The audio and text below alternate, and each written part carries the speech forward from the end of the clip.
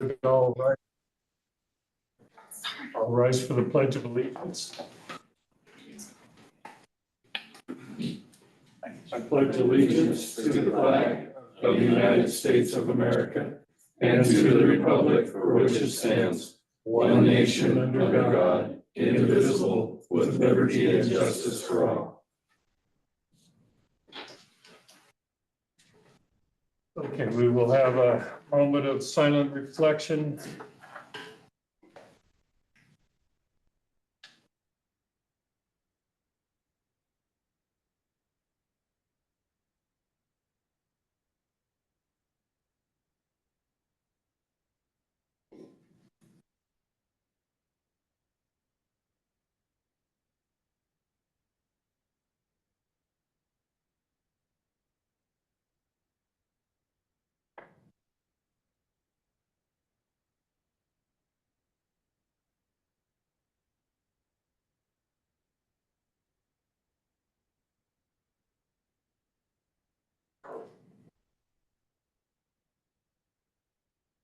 Okay, let's move on. Who do we have in as virtual attendees? I think I'm looking at Vegas there. Yes. Yes. So we have Dave Kuhn and Paul. Correct. Anyone else? Brooke Neubauer. Okay.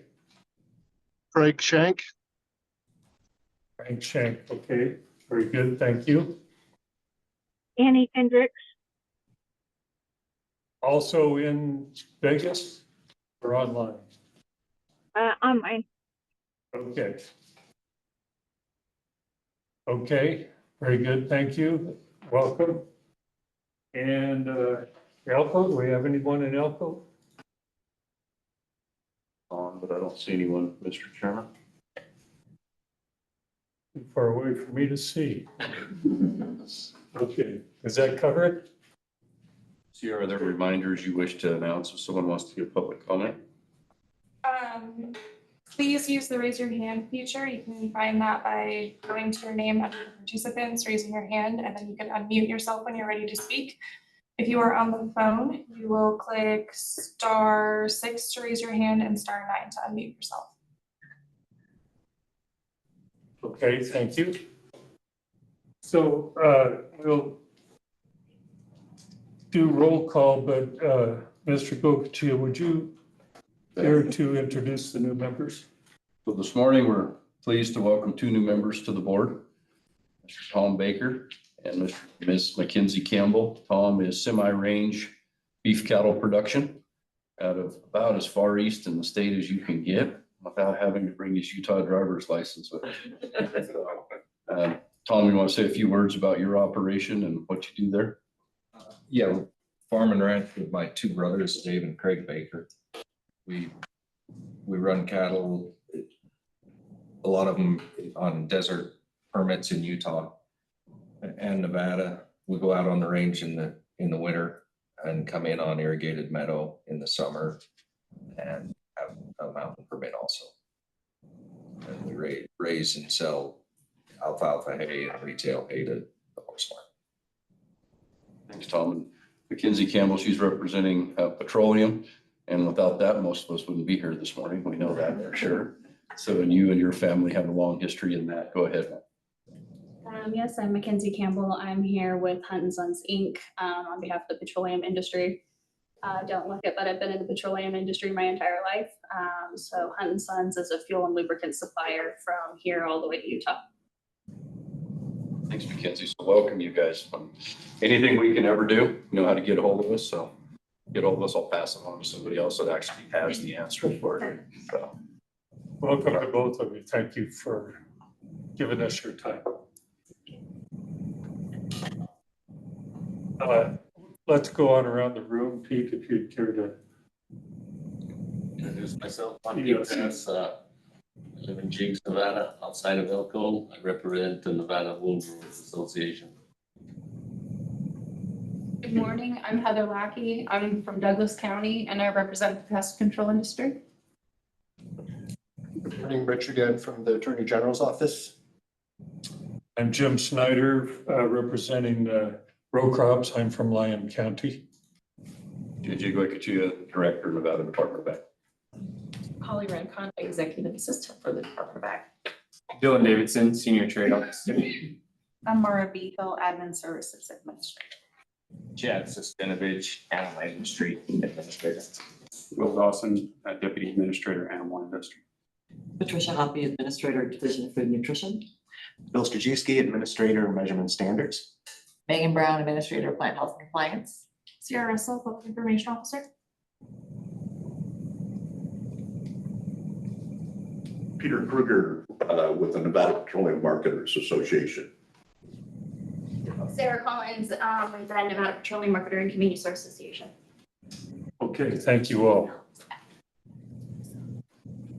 Next is, We want to introduce Faye. I'm sorry, yes. Dave? Dave Kuhn, Clark County, representing the dairy industry. And Paul Now, representing nursery industry, Clark County. Brooke Neubauer, Clark County, representing supplemental food. Who else is in the room? We have someone else, who else is in the? Mimi Deeble. Hank Combs, pork producer, livestock producer, Clark County.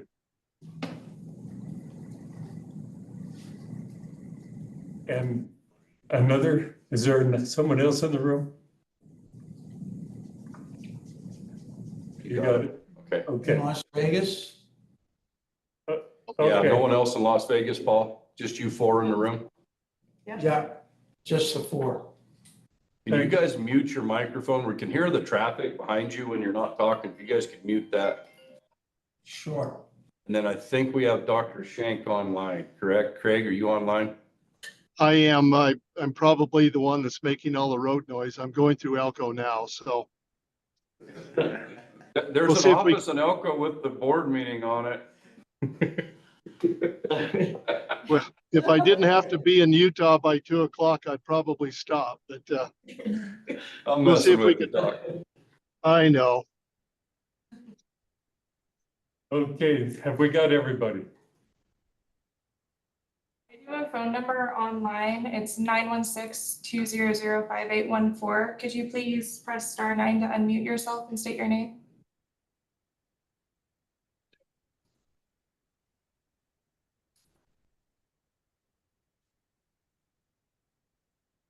Okay.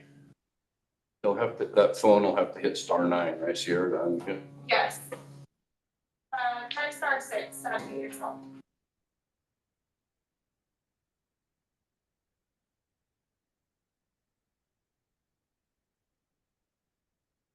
Hi, this is Allison Hinkle from American Wild Horse Conservation.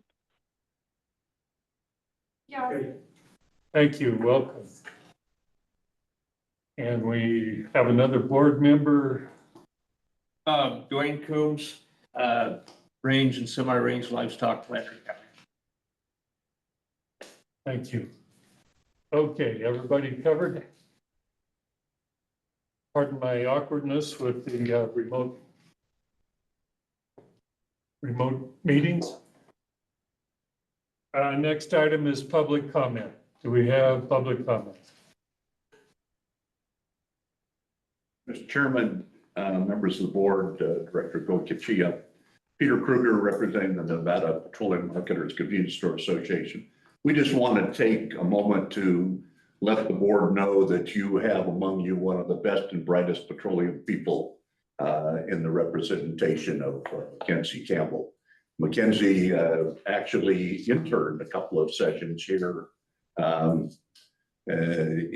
past years. As she said, she's with one of our members who is a petroleum jobber people. That means that they essentially sell wholesale and provide the petroleum products that we all use. I worked with Holly and I was surprised in the legacy of people in this group. And I go back with Chairman Snyder, Paul, Pete, and Charlie a few years. And I just wanted to say that the petroleum seat was created in 1989 by legislation. And Mackenzie is the fifth person to sit in the seat. John Cooper was the first. Lawrence Waugh, many of you will remember. Paul Anderson, I'm sure, who served chair of this for a number of years. Valerie Drake, and now finally Mackenzie. So we're pleased. She knows everything there is to know about petroleum. And I think we're excited to have her represent our industry, and it's just exciting. So anyway, I was supposed to say that she's not from Dutton Ranch, but she's from Greenwood Flats. Thank you. Other public comment? We've had a number of public comments, written public comment. This time over last time. Okay, oh, excuse me. Those are from previous meeting, the previous meeting. Other public comment? Okay, thank you. On to the minutes. Would you, I will entertain a motion to approve the minutes when you're ready.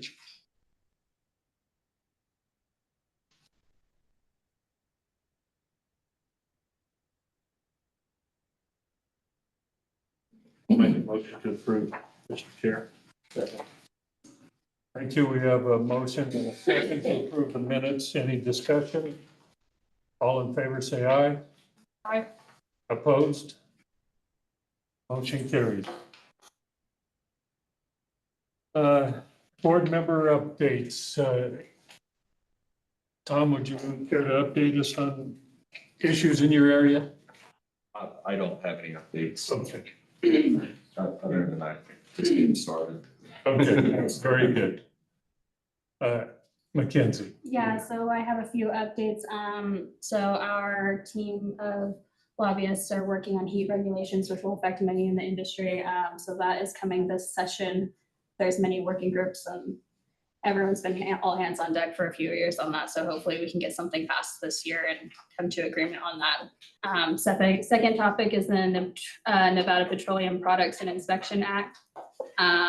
This bill is being brought to the legislative this year. It currently has no opposition, and it's very pro-business. So that's what we're seeing on our end. And then last but not least, we have fuel tax indexing effective July 1. That will affect Washoe and Clark County. We're still looking at the totals, but that will put Washoe slightly over $1 for total tax and Clark County not far behind it. And that tax is used to maintain our highways. Okay, thank you. Pete? Well, usually the same old speech, but Nevada Woolworth has had most of them that I know have had an excellent spring this year. Been docking some lambs. I don't know the rest of them, but around our house, they've been phenomenal percentages. Predators are still always a factor, but seem to be not quite as severe this year from what I'm seeing. We're hoping that the price right now is, we'd like it higher, but hopefully it will maintain where it's at the minimum. Everybody got sheared. Everybody had a good winter. We got good water. We got good grass. We could use some rain right now. It's been freezing and wind blowing and doing some stuff that's not really favorable to sheep or cattle or anybody else really. But other than that, I would say all in all, it's a very good spring. It'll continue through the summer. The winter was phenomenal also. Perfect winter. Great deserts, perfect moisture, snow high, rain low. It's been good. I don't want him saying how much I cry. Hopefully I wiped out some of that today. Coffee this morning. Yeah, both days you always gotta comment somewhere. I'm good. I'm holding it till the end. Very good. Thank you, Pete. Good morning. My name is Heather Lackey for the record. So the pest industry has been exceptionally busy. Last year, we had a lot of rainfall. We had a lot of seed production, which goes right into the rodents, which immediately affects us. So we've had a lot of inquiries about, especially Norway rats showing up on the scene. A lot of questions about that. I've been finding them here for about 3 years now myself. And now I'm starting to find them in a lot more locations, which is unnerving. But our pesticides our rodenticides are working. So I'm working with some new exploratory things where rats usually take things and hide them. And I've been tying baits down, making it more available for them. And they've been coming in and eating them, and I can see that, which is great. And we are finding dead Norway rats, which is good. I'm really happy about that. And other than that, a lot of questions on cicadas and Mormon crickets, of course, because it's that time of the year. A lot of people nervous about that because we've always got movement. But the weather was great, and we all got early starts on our plantings and taking care of our places, and all of our pests and roads have got a big jump on it too. People are wondering why their yards look the way they look. And I've been here for 30 years. I've never had these problems. And it's because all those animals had time to get a foothold, and they're doing really well, and it's keeping us really busy. So happy to be out there. Thank you. Do we have cicadas? Well, they're talking about cicadas. There's like every 17 or 19 years, I believe it is, there's a hatching. We're coming up on it, right? So people are starting to talk about that and worry about that quite a bit right now. Yeah. Okay. And correct me if I'm wrong, Megan, there's 2 cicadas. There's like an 11 and a 19. And every so many 100 years, those hatches line up together. And this is one of those years. So we're going to get the 11-year variant, the 17 or 19-year variant. So Yeah. They had anything like a Mormon cricket? They fly. they fly, man. That means they show up in jigs tomorrow. You guys are gonna get the rain and frogs up there. We're gonna have to open up a psychiatric award for some people around Elko for the create. I mean, these people are going ballistic. Hadn't noticed. Sure. Education goes a long ways. I heard one story, and they swear to God it is totally true. They have killed and hauled 6,000 pounds of crickets to the landfill. I said, why would you haul to the landfill, take it on the dead, and they're like, you know what 6,000 pounds cost you to go to the landfill? There's my basketball fan. We'll pay that money to put it on there. It's good fertilizer. I'll haul it back. Sorry, Mr. Chairman. Thank you, Heather. Thank you. I have a Can you question. beat that? I don't know that I can beat that one then.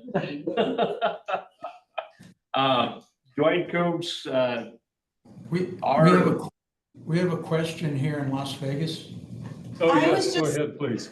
I was just curious about mosquitoes. Have there been, I feel like there's been an increase in mosquitoes lately here, like last year. Do you guys have any updates on that? Can you I think you're comment, Kenny? your report. Administrator Sustanovich does have an update on arboviruses.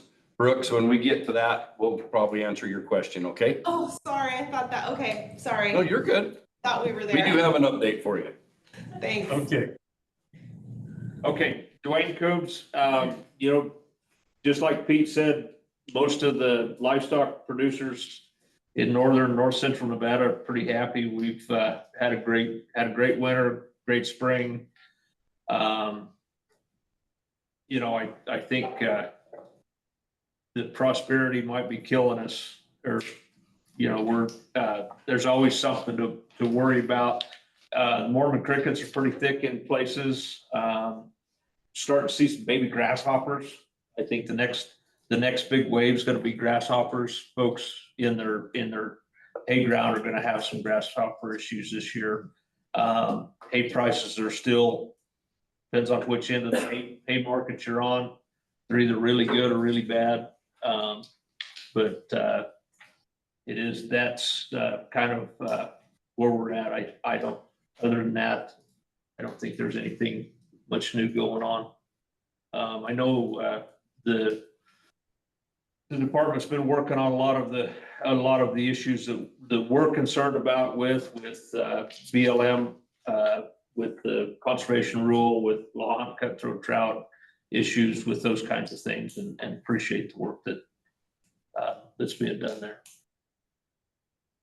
Very good, thank you. So, Lyon County, the spring has been good. Our water supply is good, if not great. weather's been decent, been much easier to get crops in the ground this spring compared to last spring.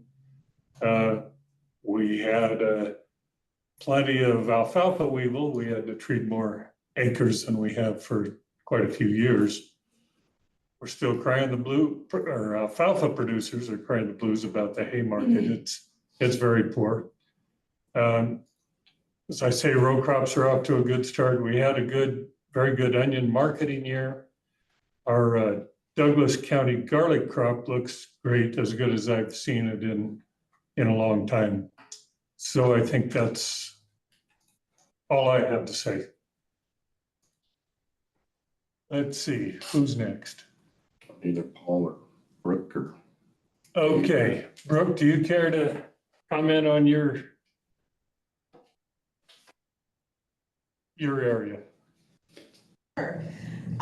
So I just wanted to share, I don't know if you guys follow we have quite a few food deserts here in Southern Nevada, and nationally, the Family Dollar or the Dollar Tree has announced 1,000 store closures over the country, and 1,000 of them, and then 371 99-cent stores, 19 of which are here in Southern Nevada, and many of the clients that depend on the TFAP food that the agency partners distribute here are now creating more food deserts, which is going to create a bigger dependence on the free food system.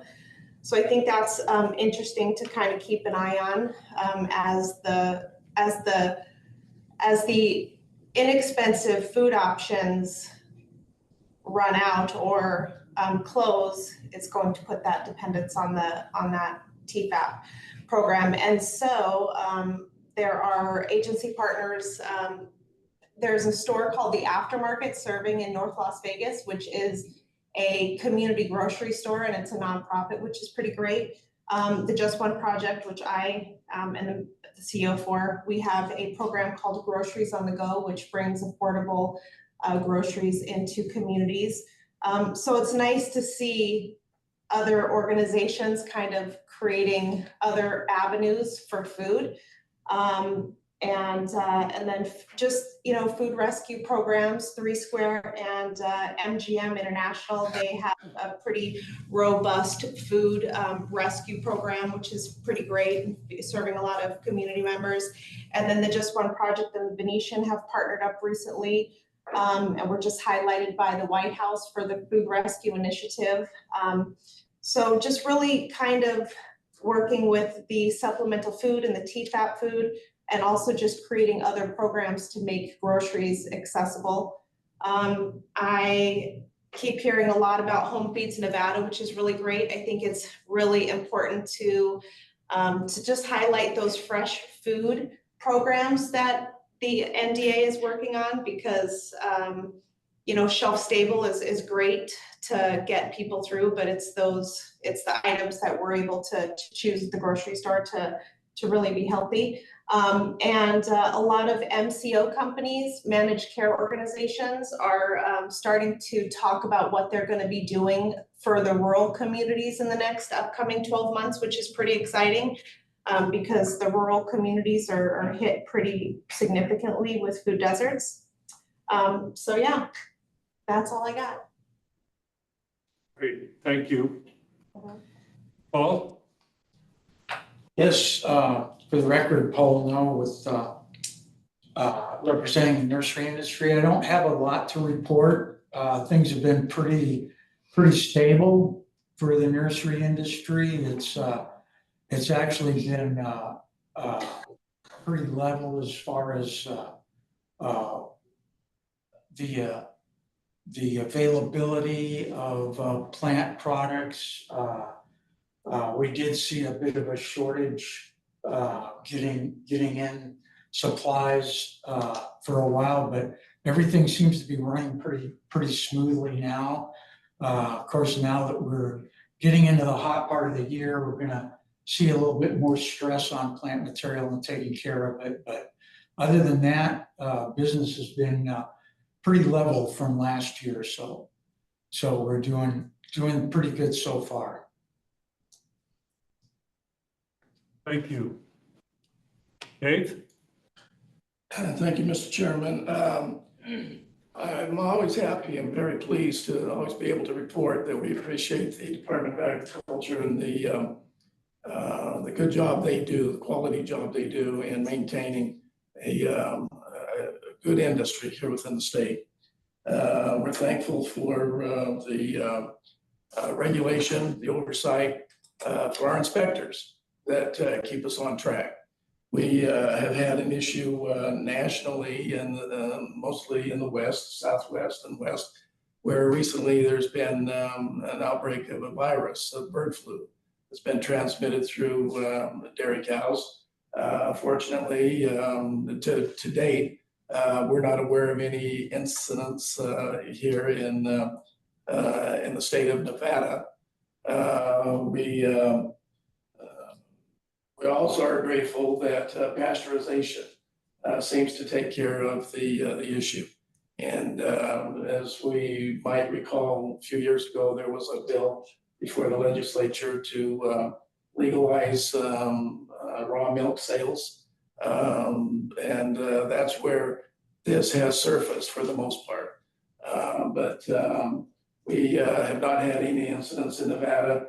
And again, it's we believe due to the oversight that we receive, and we have a very serious responsibility in the food industry. All of us do, and there have been incidents nationally that have impacted the dairy industry, and we're just grateful for everything that we receive from the Department of Agriculture, for the capable people that we have overseeing us. Great, thank you. Did I miss anyone? Dr. Shank, can you give us an update? Yes. Can you hear me okay? Yeah, sounds good so far. All right. Well, I kind of have an advantage with two other veterinarians that serve on the board. They're not stealing my thunder. They're actually do a better job of reporting on my part of the industry.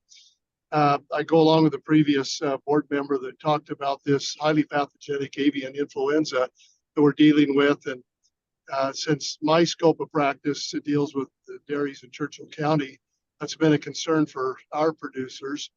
But this has been said, we haven't had any cases of HPAI in Nevada, and we hope to keep it that way. But just glad that the way that, because it doesn't take much of a report of anything to really affect the prices of milk and consumer consumption. And yeah, grateful that pasteurization can safely keep our milk product available to people in a safe way. Milk prices continue to be an issue with our producers. You know, we always like to see a little higher price, but again, they're on the end of the spectrum of buying hay at a cheaper price, so that helps offset things. As far as you know, I just about an hour and a half ago drove by Rye Patch Dam. I know I don't represent Pershing County, but I've never seen that reservoir as full as it is. And of course, I just recently drove past Lahontan Dam and full of water there. So what a wonderful blessing that we enjoy with this abundant moisture. Of course, we have to put up with Mormon crickets and some other things that go along with wet seasons. But there one point of concern that my producers have brought up, and I think this will be addressed a little later in the meeting, with this avian influenza. One of the major spread or vectors are birds. Maybe do a little change things up a little and start controlling starlings in our dairies much earlier than was attempted this year. February is way too late. I think we're finding these birds are starting to come into the dairies in early December. So if we can intervene a little sooner, maybe we can help control the waste that we see in our feed because of what the birds do. And now with the added possibility of them being a vector in spreading HPAI, then that's just something that maybe we need to address today as we discuss some of these issues such as bird control. And that's my report. So thank you. Thank you, Dr. Shank, and I would second your concern about the starling issue. They seem to be much worse lately. I failed to mention too, Russ Wilhelm and his crew from the department are in the middle of their garlic inspections. They're walking every acre of garlic and onions in the area for disease monitoring. And they perform a valuable, critical function for the garlic seed industry. So we appreciate that. Okay, moving on, director's report. Sure, thank you, Mr. Chairman. So you guys have my report, and I'll let you read that kind of yourself. I'm gonna hit on a few things based on some of the comments you guys made for factors important in your sector. I'll just start there. I'll start with high path avian influenza. And yeah, that we've been tracking that since March. Index case came out of Texas, was diagnosed on 3/25. Then it spread to 3 additional states fairly quickly, and it was from that index herd in Texas. And so it was wet cattle, those meaning that they were lactating, they were milking those cows. They were raising heifers there. They calved those heifers out, and then they were sending those west and north to other dairies. So we kind of thought that, well, we didn't know what it was at first. Maybe it'd be a winter dysentery, diagnosed high path avian influenza. Since then, as of this week, we have it in 79 dairies across the state and 1 herd of alpacas in Idaho. Idaho in recent weeks has really been hammered with this. What did I tell you this morning, Chad? 17, counting the alpacas, I believe they got 16 dairy herds and 1 alpaca herd up there that does have this. So it is jumping across some mammalian species, cats, foxes, raccoons, skunks. We're finding it in those. Dr. Shank, you're exactly right. Birds are a huge problem. This H5N1 that we are identifying genetically is identical to that is in our wildlife, predominantly our ducks that are migrating. So we know we think that's how it started. They came from northern Mexico, the southern United States. There was a lot of those ducks on those premises in Texas. And then as they migrated north, they took the virus with them. And we also shed the virus through the milk of some cows.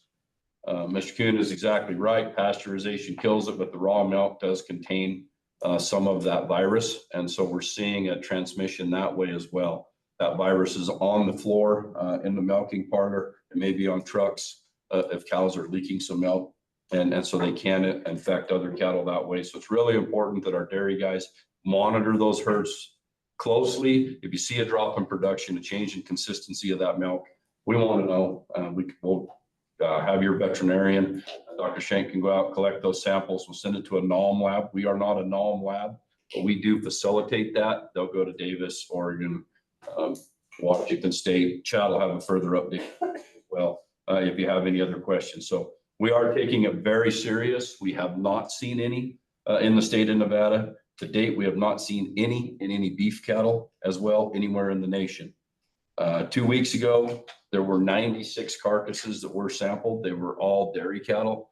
One of those 96 did have positive results on polymerase chain reaction in some diaphragmatic muscle. That carcass did not enter the supply chain. It never did.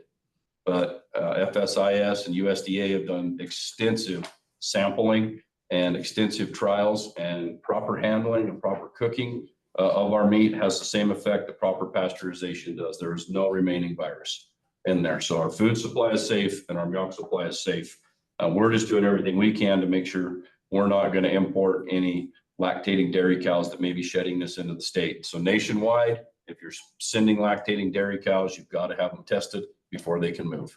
That's nationwide.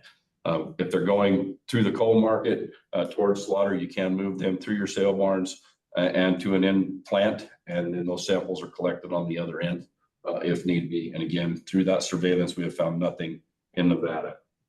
On your starlings, we hear you. This last winter, We actually doubled down on our Start-Aside, and I'll let Administrator Sustanovich get into that more if he wishes to. We work really close with Wildlife Services, and we heard from those guys. These birds didn't move this year. They stayed. It was warm, it was mild, it was wet, so those startings stayed. We knew we had a problem, so we went ahead and authorized an additional 10. So we spent over $20,000 of Start-Aside trying to get a handle on it. We hear you to start earlier next year. I guarantee you, Chad, will work with Director Ono of Wildlife Services, and we'll make sure that we're ready to go sooner so that if we see that same thing. I would like to note that as soon as High Path broke in the east, we had those guys do surveillance. And they went and they did surveillance on the startings around all our dairies in Nevada, and we had 0 incidents of high path avian influenza in those startings because we were afraid that maybe they did have it, and that was one of our vectors. So we felt pretty confident that we didn't find it there. But again, it can come in at any point, and if you have open water and you have ducks migrating through, those are kind of a significant source of spreading of the virus. In addition to that, Dr. Schenk, some other things I've been doing. I did do an interview with KTNV regarding that shortage of veterinarians. We are still trying to push that forward in regards to getting some seats at Utah State University, 70 seats over 7 years to get some veterinarians back in the state of Nevada. We're hopeful that that will happen. I didn't look at the IFC to see if that was on the agenda for June. Do you remember, Amara? We have so many of our own things on there, we kind of forgot to look at other things, but I'll keep you posted on that. I was actually honored to be able to judge multiple competitions at the annual FFA convention in March here in Reno. Great group of kids. That's just a great program, and we're really helping support the FFA again.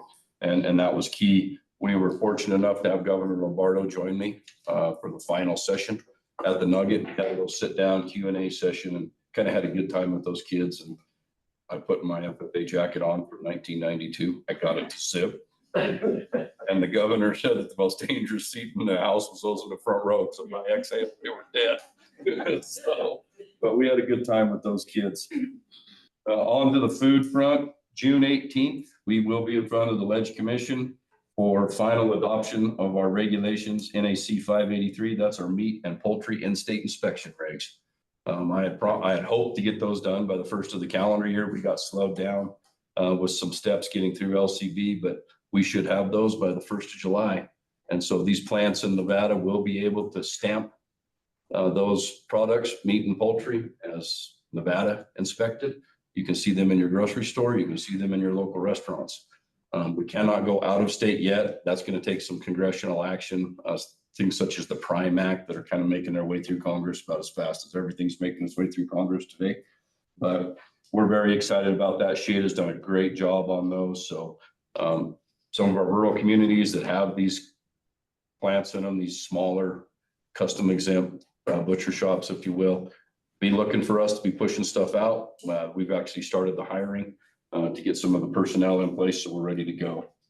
Nevada Junior Livestock Show was in May. I helped Dr. Forbes inspect the sheep and goats into that one. One thing that we're pretty proud of, we were able to participate over the last 3 years in USDA Grazing Public Lands Guidance and Resources in a foot and mouth disease outbreak. I started that actually as a producer, and when I came back as the interim state vet last fall, we helped button that up. So that guidance is out there. Look for it. It was sponsored by ASI, the American Sheep Institute Industry, excuse me, and Public Lands Council and NCBA. So it's more for beef cattle and our lamb production, but there's some great resources on there. When we have a foreign animal disease, such as high path, but if it's foot and mouth and we get that big outbreak going, what can we do? So we work with our federal partners on how do we keep those sheep on the range? How do we keep those cows on the range? If Mr. Paris has to move his sheep by Mr. Sustinovich's cattle, what's that line that we have to have? We got to work together. BLM has been very good. Forest Service is good. Granted, they've agreed to grant some variances. The last thing we want to do is bring them home and congregate all these animals in a disease outbreak. They heard us from the west. Finally, the best place to be is out there on the range. So we did get that done. If anybody's interested in the links to that, let me know. We did have a webinar last month that I was able to present on and some of the important stuff for Nevada. Yesterday, we hosted the Intergovernmental Executive Committee for the Fallon Range Training Complex. Some of you know, especially around Fallon, that's a big deal. There are multiple permittees that are being impacted by that. We have held steadfast that those guys have to be compensated completely, not just for the loss of those AUMs, but in many cases for the loss of that entire operation. They did hear us in the March meeting, and they reported yesterday that they are actually analyzing those entire business models, and they're going to do an appraisal based on those business models, not just the AUMs, of what kind of impact they're having on those. So we hope to see that sometime later this summer, September, somewhere in there. And a couple of weeks after Labor Day, we're going to have another meeting, and we'll see what those look like. And I'm going to take a pause here before I come back to some of my stuff, and I want to introduce Dylan Davidson, our senior trade officer, as he introduced himself, but he's got some very exciting stuff that we're working on trade-wise for everybody. Thank you, Chair. So we have several trade activities that are taking place at the same time right now. One just finished up where we did a sampling box project of Nevada products throughout Toronto. And we had 5 companies participate in that, and that's Nevada Brining Company, Kimmy Candy, Sasquatch Foods, Stellar Snacks, and Tahoe Trail Bar. Out of the 150 boxes, we had 77 responses, and 94% of those people said that they would like to see Nevada products in their market. They really enjoyed the flavors, the tastes, and wanted to know how to get to them. Last week, I just shipped a bunch of additional products up to Toronto. The end of next week, I'll be up there, and we're doing a Nevada food truck with different products. We shipped up a Nevada lamb. We shipped up teff, flour, basil pesto, some dried salad dressing, some local honey, and some mushroom meatballs. But as the director likes to call them, funky balls, because you can have a meatball made out of mushrooms. For some reason, they won't market them as fungi balls, so they're very So we are working with a local chef in Toronto, and he'll be working with all of those ingredients to make different concoctions, and it'll be free sampling for all of the people in Toronto. So we're expected to survey an additional 1,200 people on that Saturday and Sunday of Father's Day weekend to kind of engage a different set of Nevada products. And then additionally, this Friday, I'm leaving for Korea. We are doing the Seoul Food Hotel trade show, and we actually have a Nevada pavilion where we're taking an additional 5 companies so that they can exhibit in the trade show. It's Korea's largest food trade show. Nevada has never exhibited in the show before. We're actually the only state in the country to have a full pavilion. So we're really excited about that. We have Battleborn Creamery, Avatar Natural Foods, Sasquatch Foods, Tahoe Trail Bar, and Desert Oasis Teff and Grain that'll be exhibiting at that show as well. So that'll take place all of next week. And then finally, to combat the bad hay markets, we see that, we hear that. I'm actually bringing in buyers from South Korea and Southeast Asia, July 11th and 12th, to travel around the state and to meet with hay producers and other animal feed producers, as that's a big market that they're wanting to start importing more of. And South Korea has always been a significant trading partner for the hay markets. So we want to bring in some additional buyers that are interested in that. So. Great, appreciate that. Of course.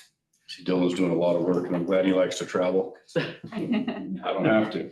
Thanks, Dylan. Appreciate all that hard work. And yeah, we said lamb to run. Okay. Nevada lamb even. Okay. No, we went to college.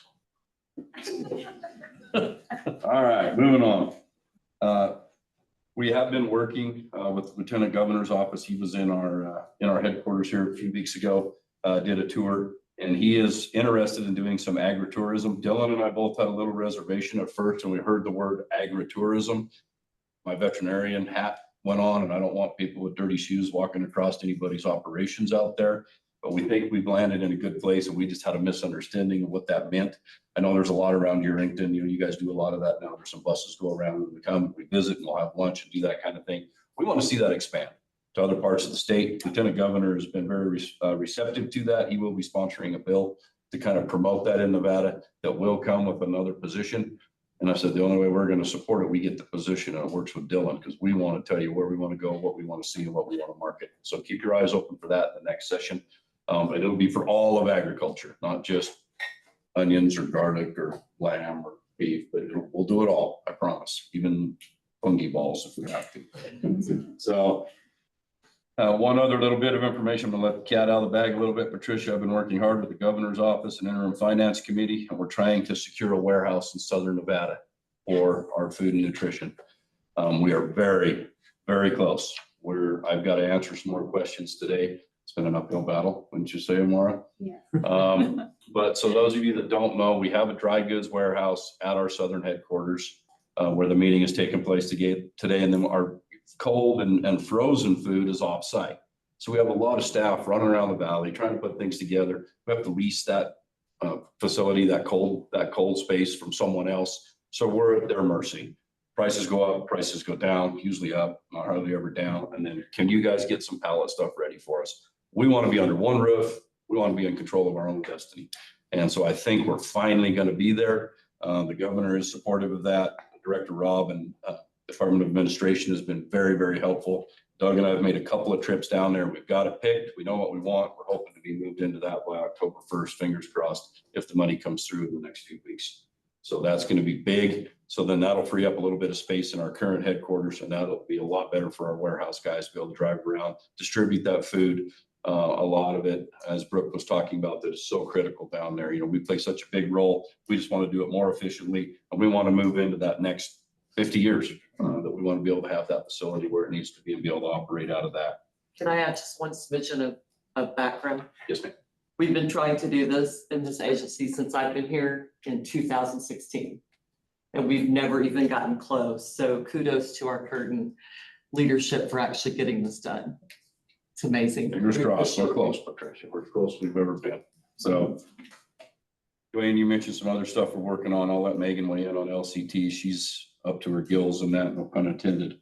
BLM Conservation Landscape Health Rule, we've both been really involved in that. That goes into effect next week on the 10th of June. We have some significant concerns over what is said and isn't said in that for all of our producers in Nevada. The use of ACEC's areas of critical environmental concern.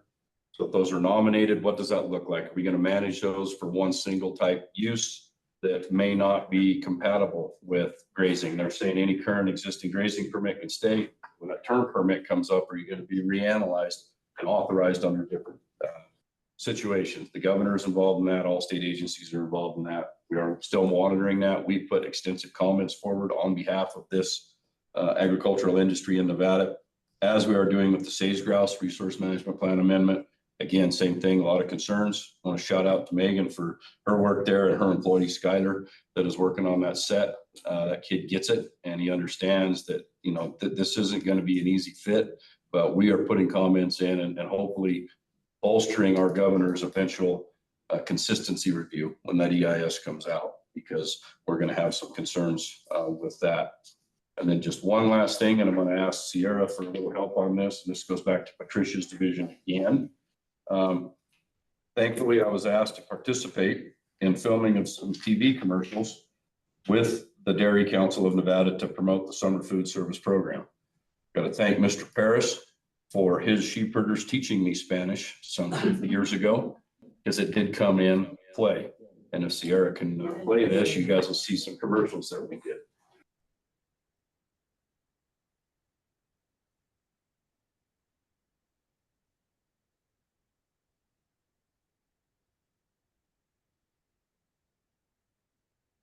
My name is JJ Goycochea, and I'm the director of the Nevada Department of Agriculture. And this is Daisy. We believe that access to nutritious meals shouldn't be a challenge for any child, especially during summer months. Through the USDA Summer Food Service Program, any child 18 years or younger can receive free meals, no questions asked. To find a summer meal site near you, visit nvsummermeals.com. Call 1-866-348-6479 or text Summer Meals to 914-342-7744.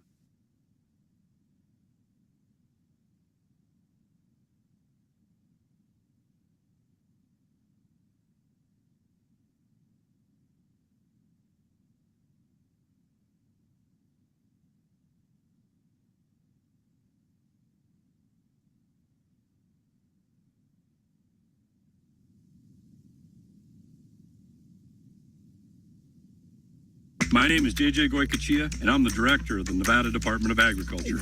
And this is Daisy. We believe that access to nutritious meals shouldn't be a challenge for any child, especially during summer months. Through the USDA Summer Food Service Program, any child 18 years or younger can receive free meals, no questions asked. To find a summer meal site near you, visit nvsummermeals.com. Call 1-866-348-6479 or text Summer Meals to 914-342-7744.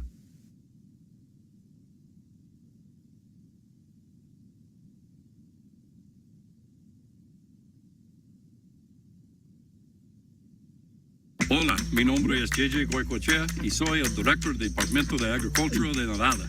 Y este es Daisy.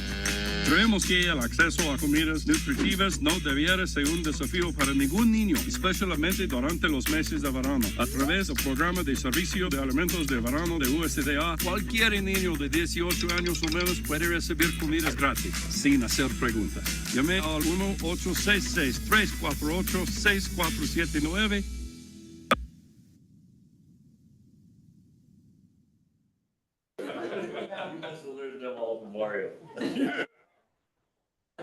All right, well, on that, Mr. Garrett, rest. Okay, very good. Do we have any questions for Dr. Goicoechea?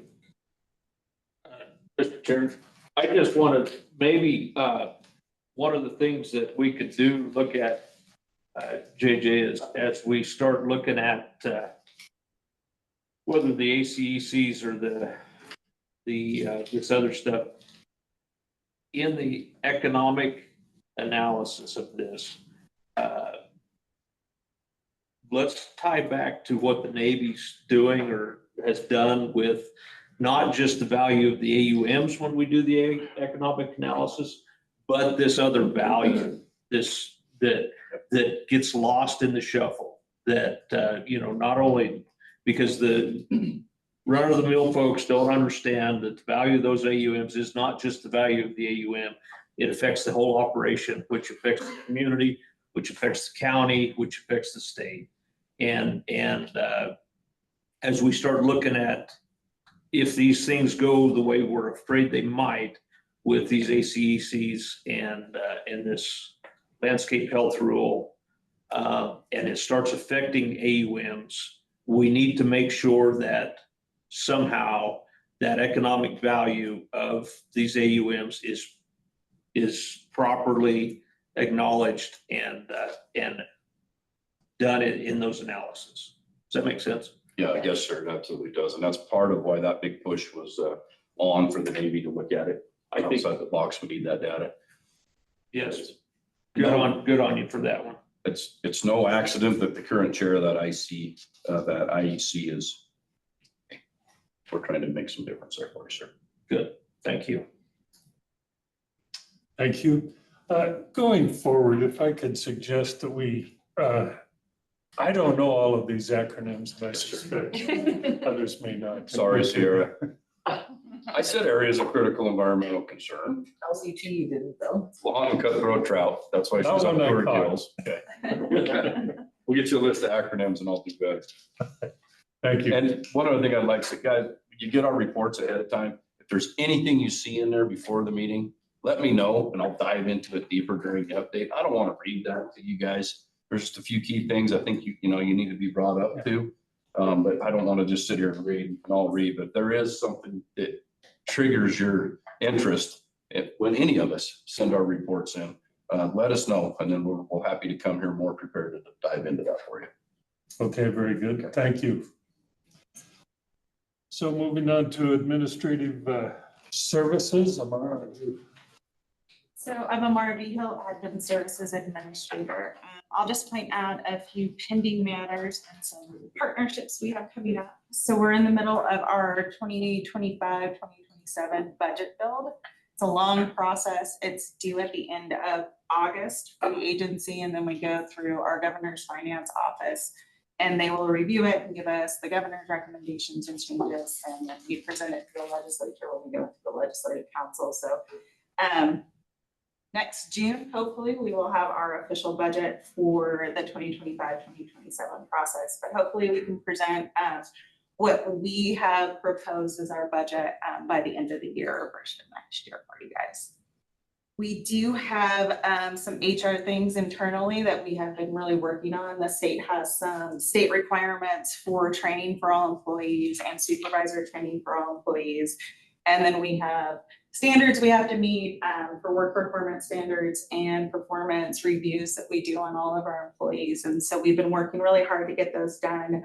All of our employee training was completed by June 1st, which is awesome. I think it's the first time in the agency's history that we've gotten that, or at least in quite some time. And we are working on getting all of our performance reviews done by July. So that has been a very busy thing for supervisors and employees alike. I'll just weigh in there, Martin. I don't know if any agency in the state has all of their employee training done other than us. Yeah. And that's a testament to this team that you guys see in front of you. We told them we had to get it done. We're not going to be that agency anymore.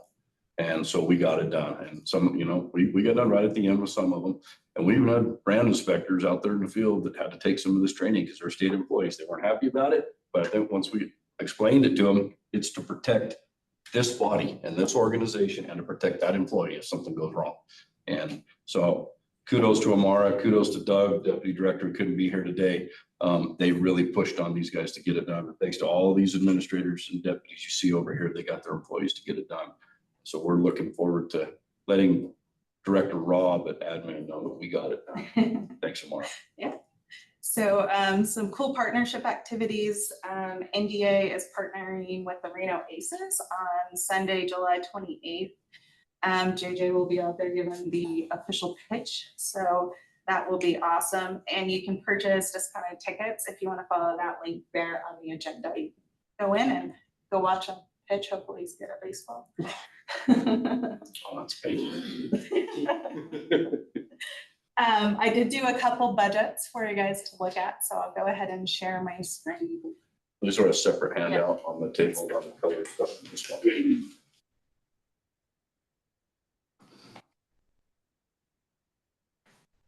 So I did our agricultural registration and enforcement. This is Administrator Megan's budget account, and I also did predatory animal and rodent control, which is Chad and Wells.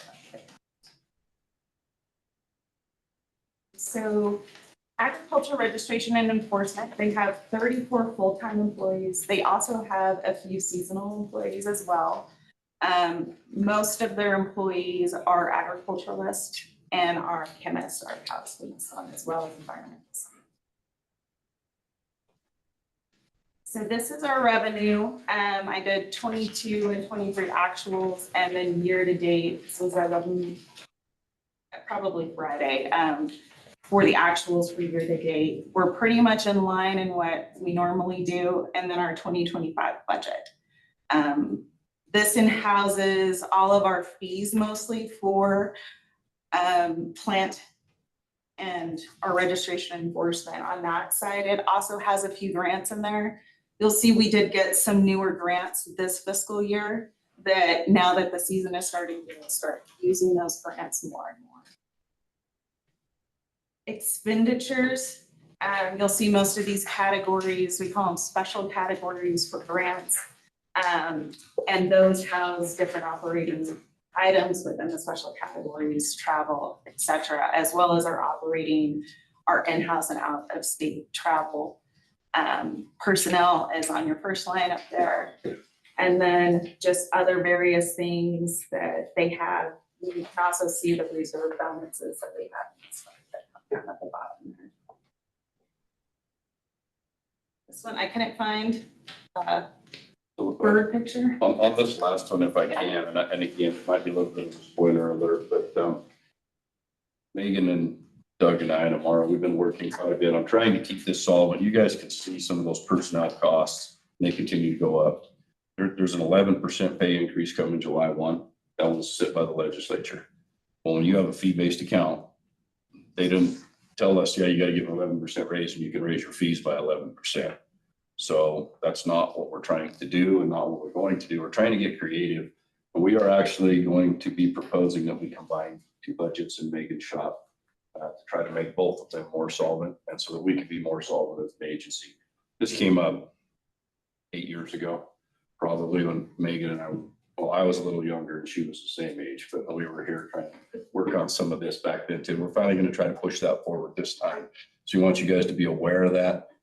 We won't see a change in what we're doing on the ground, but behind the scenes, we're hoping that it'll work better. We have to code the different budgets of different jobs. So you're talking about Russ, he's out walking. If he's out walking the field today, and maybe he's working on seed the next day, and we're budgeting across budgets back and forth. It gets very confusing and it's hard to track at times. So we're going to try to combine two different budget accounts through the legislative session. Hopefully we get that done and these guys can stay more solvent. We may see a little bit of an increase in some fertilizer, some pesticide registration, that kind of stuff. Not on your end so much, at the producer end, but on that manufacturer's end. We're doing those studies still, and we just, we're not keeping up with where other states are and with the cost of doing business. And the last thing I want to do is be the director that has to talk about furloughs and pink slips. So we're going to get very creative, and we think we have a good path forward. Fair enough? Yeah. Okay.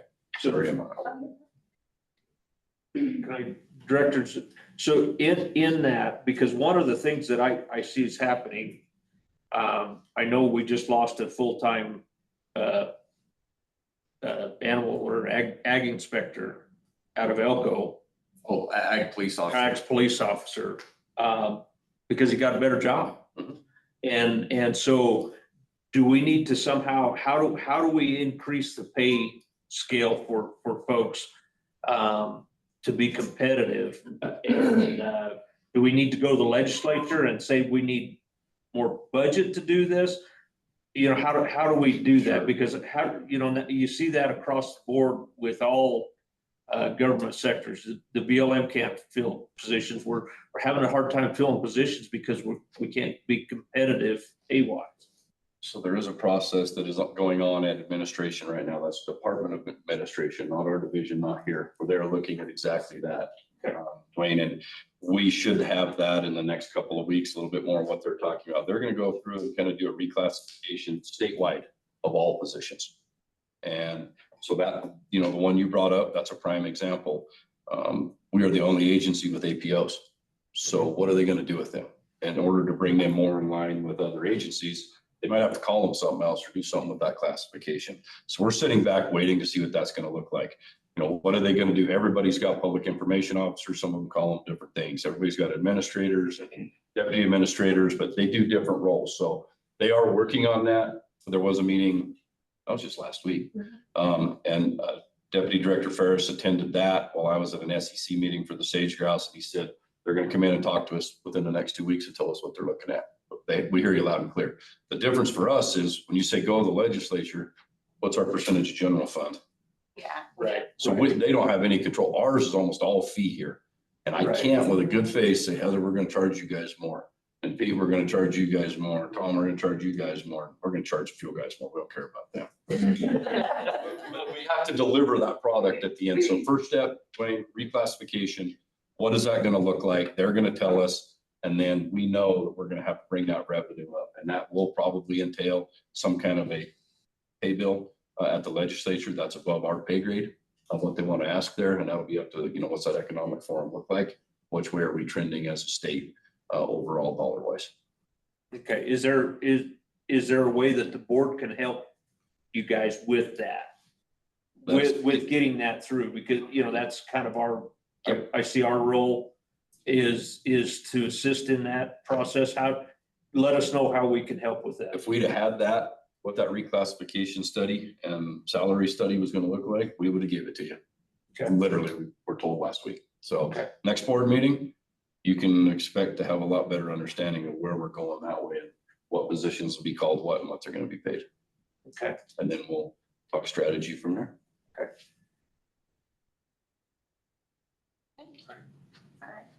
So predatory animal and rodent control, this is our budget account that we don't talk much about because people don't like it. But, that's not a predator, but we use that. I find them good and so that's why it's a predator. So they have 7 full-time employees, all field assistant twos. They work primarily with the feds in our partnership with the federal government. They are a very small budget account. It's mostly general fund appropriations for this budget account. And you'll see that that's the appropriations here at the top. We do the Nevada wool growers out of this area, a little bit part of that in the wildlife department. But it's mostly just general appropriation goes straight into that one. The ARPA you see there, when they had mandatory no pay take time off, they used ARPA funds to reimburse us for that. So that's not an ARPA funded budget account there. Expenditures, again, there's not much that happens in this budget account. It's mostly personnel and then some contracts with our EE. Any questions for you? Yes, go ahead. I just like to make a note that the Nevada wool growers is the only self-tax, which we tax ourselves and send that money alongside of it.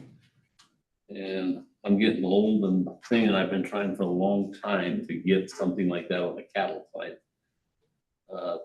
She showed 7 employees. There used to be 15 or 16 of these.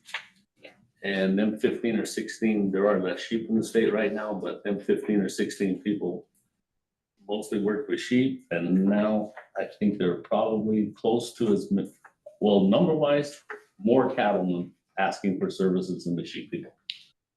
And I've always felt that it, and I know I brought it up to the Nevada cattlemen's, and I usually get escorted out the door or pushed out the door or something, but I've always felt that there would be some way there to help. Some, I bet it's small. We tax ourselves, we only have 80,000 sheep in the state, we give 20 cents a head. You can figure out that budget real quick. It's not significant, but they've been doing it since the 30s or somewhere.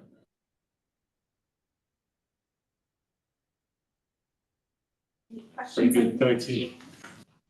Sorry. Any questions or comments from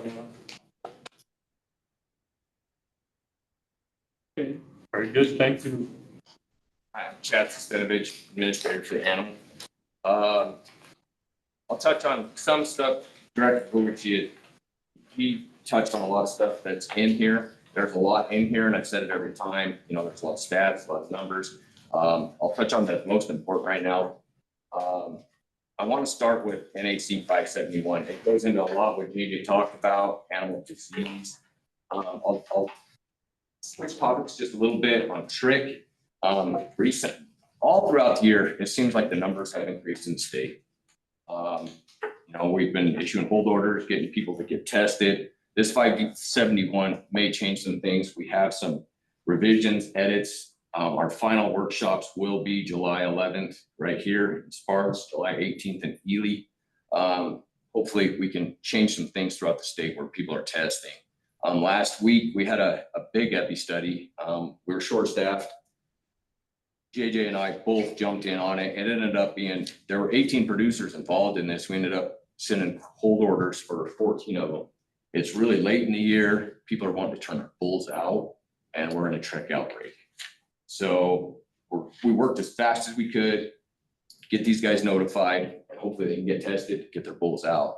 But this is where that 571 is going to step in. They should be tested 45 days before turnout. A lot of language in there that should help within the state on disease. I'll go to the animal disease traceability plan. That's another thing with a lot of the disease outbreak the director was talking about. It's going to change not that much with the beef sector. Now, bangs, vaccinations, it will be required that they have the visually electronic tag. The veterinarians will be able to get those. They need to record those numbers. They send them to us. For this white tags, just for identification steers, the veterinarians need to be recording these numbers. Traceability is difficult. If somewhere in the line those numbers get missed, we have a hard time tracing disease. And we try to trace it on our side or record it on our side. Last year we gave out a lot of tags. It's a lot of grant funded money. We issue those tags. We do ask that all the producers that are requesting these tags, they pay their head tax. But it all goes into traceability. It's very important. With the dairy part of it, on the ADT rule, all animals born on dairies must be electronically and visually readable tags. So that is one thing that's going to change a little bit more than on the beef side of things. They have to tag, ID those animals, every one of them born there. Even if it's a beef cow. Good.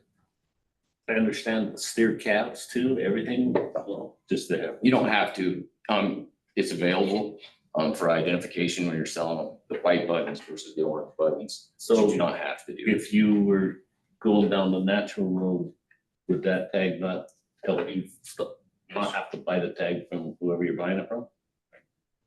So program tags, if I can, Mr. Chairman, Chad, Director Goyke, program tags will work. They will not work for official identification if they're not 840 tags, meaning they start with the number 840. A lot of these program tags start with a 900 series. They're cheap. Those aren't country of origin tags. They're not United States tags. Will they work for your steers? Yes. The ADT rule did not change what animals in the beef side need to be identified to move interstate on a health paper. So if you're selling bred heifers or you're selling cows or you're selling bulls, not to slaughter, those right now need to be identified. We just use the little metal clips, a lot of us. Now those are going away starting the 5th of November. And you're going to be using the electronic tag, which has the numbers on it, and you can scan it. That's the only thing that's going to change for the beef guys today. Chad brought up dairy. If you have a dairy operation and you're running some beef cows with that dairy operation, anything born on that dairy operation has to be tagged from the first day of birth, even the beef cows on that dairy operation. That's something that the USDA put in. So it can be, you can have a set of Angus cows next to your Holsteins, they're considered dairy as far as the rule is concerned. That's the only real change from how we do business today, other than the tag itself. We have wands, we have scanners, we have tags, we have panel readers. If you want to try some of those, get them out there, see what works for you before you buy yours. Let these guys know. We can get them out to you and try it. Veterinarian wise, Dr. Shank, this has been coming for a while. You guys in the dairy side are already up and running on it. Dairies have been using this for years. So it's nothing new there. But we're hearing a lot of those same rumors, Pete, that everything that goes to town, steers, feeder heifers, everything has to have these. They do not. The same requirements are still in place. 18 months and over have to have these. So one question, how do they handle the loss of tags to identify an animal? Like the loss? The trick. Yeah, the readable tattoo, they still gonna be tattooed also? They can be, and freeze brands, that kind of thing. These tags are gonna fall out just the same as the metal tags do. Are you talking about bangs?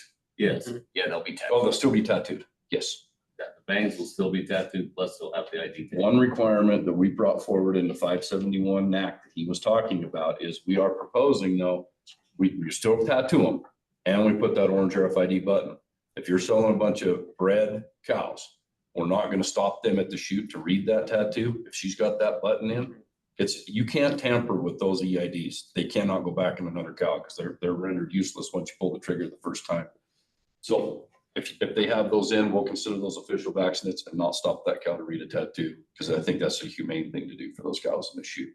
But they will still have a tattoo. We are still a mandatory baying state, and we are not backing away from that. So I mean, somebody at some point took those little orange clip tags and reused them. Somebody at some point, probably yesterday, did that same thing. They're very That's easy to never happened, manipulate. JJ. So, And those metal tags, they're grandfathered in as of right now. yeah, if they're in the cow, you don't have to change those tags out. You don't put another one in. November 5th, if those cows have those metal tags in, they're still usable through her life. And JJ mentioned that, Nevada is a mandatory brucellosis vaccination state. We're getting where a lot of our neighbors are not. It's making it difficult with, people wanting to bring cattle in that are non-vax. We will not. I mean, if they come in, they go to the sale barn, they're sold for slaughter or to a certified feedlot. They will not go back on the range as unvaccinated cows. And, but the adult vax, it's just not going to be part of Nevada and how we're doing it. Moving on. Excuse me, is it correct to say that a cow is grandfathered in? If she's vaccinated previously. Oh. I knew where you was going. Gotcha, I got you now. I'm sorry, go ahead. Real quick on our Virginia range, we are working on NEPA right now with BLM for some fencing. Prevent these horses from coming down into the streets. It's not officially yet how it is, but it's in the plan to get some fencing done. We're also doing a census, hopefully very soon, to get a count on them. If not, it will be towards this fall. So that's the plans there. One question. Go ahead, Pete. Who's gonna be responsible to pay for the fencing? I know who's gonna be responsible. It's grant fund. It'll be grant money. We don't know where that's gonna go yet. You know how it is when you work with the BLM. We gotta be granted a right of way. It's up to them to give us clearance. So we're starting the process. And we'll see. Is this fencing gonna be on BLM or on private property? On BLM. It's all BLM. But yet the Virginia range horses, if I understand, are not wild horses, Burwack, they're. That's right. They're separate. They're separate. Say that in. They're livestock. But with the expansion of our urban center here in this area, trying to get agreements from private property owners, maybe hundreds of them, to do maintenance and to give us the right to put the fence on there, wasn't something that was feasible to us. And so we elected to go with the Bureau of Land Management. They have been very cooperative to this point on looking at it and seeing what we can get done. Doesn't do any good to build a fence here and then build houses above it next year.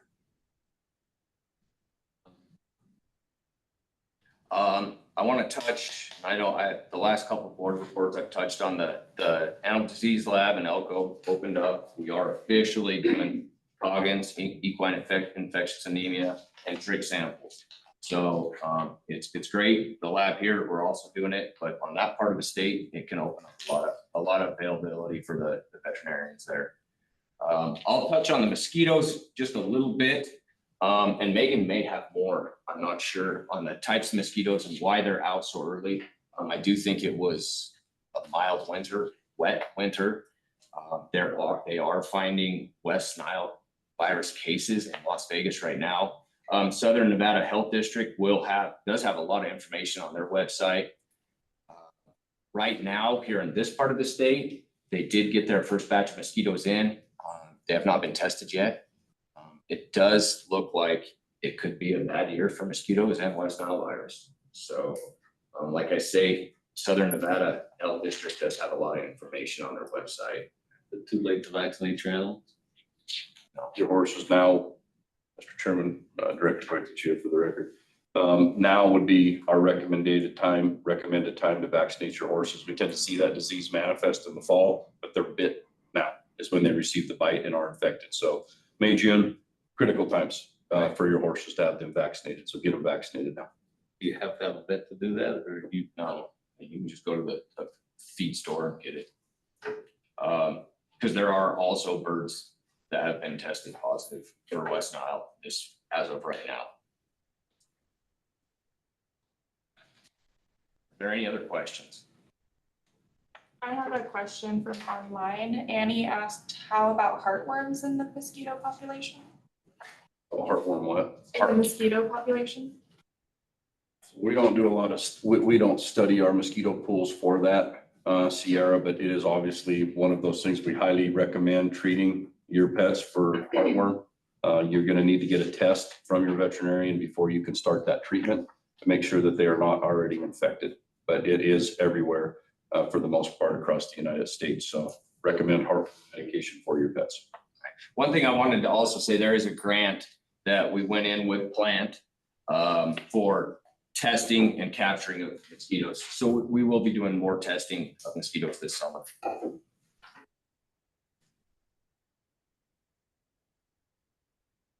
Good. Very good. Thank you, Chad. Moving on to food and nutrition. Anybody needs a donut, there's food in the back. That's not. It was a segue. I am a nutritious individual. I'm not ready to have a donut. Patricia Hockey for the record, Administrator for the Division of Food and Nutrition. Happy to be here today. So I'm just going to touch on some highlights with our report since you have a lot in writing as well. Moving to our food distribution program area, we continue to have good results with our TFAP program, which is the Emergency Food Assistance Program. That's a premier program that helped a lot of households during the pandemic that you've probably heard about. I want to point to our Senior Farmers Market Nutrition Program. That kicked off last month in Southern Nevada. It's kicked off this month in Northern Nevada. It's a very popular program. It's a wonderful program for our seniors where they get a coupon booklet that has a $50 value, which enables them to purchase really nutritious fresh produce and honey and items like that at farmers markets across the state. So any opportunity you have to push that program, we appreciate it.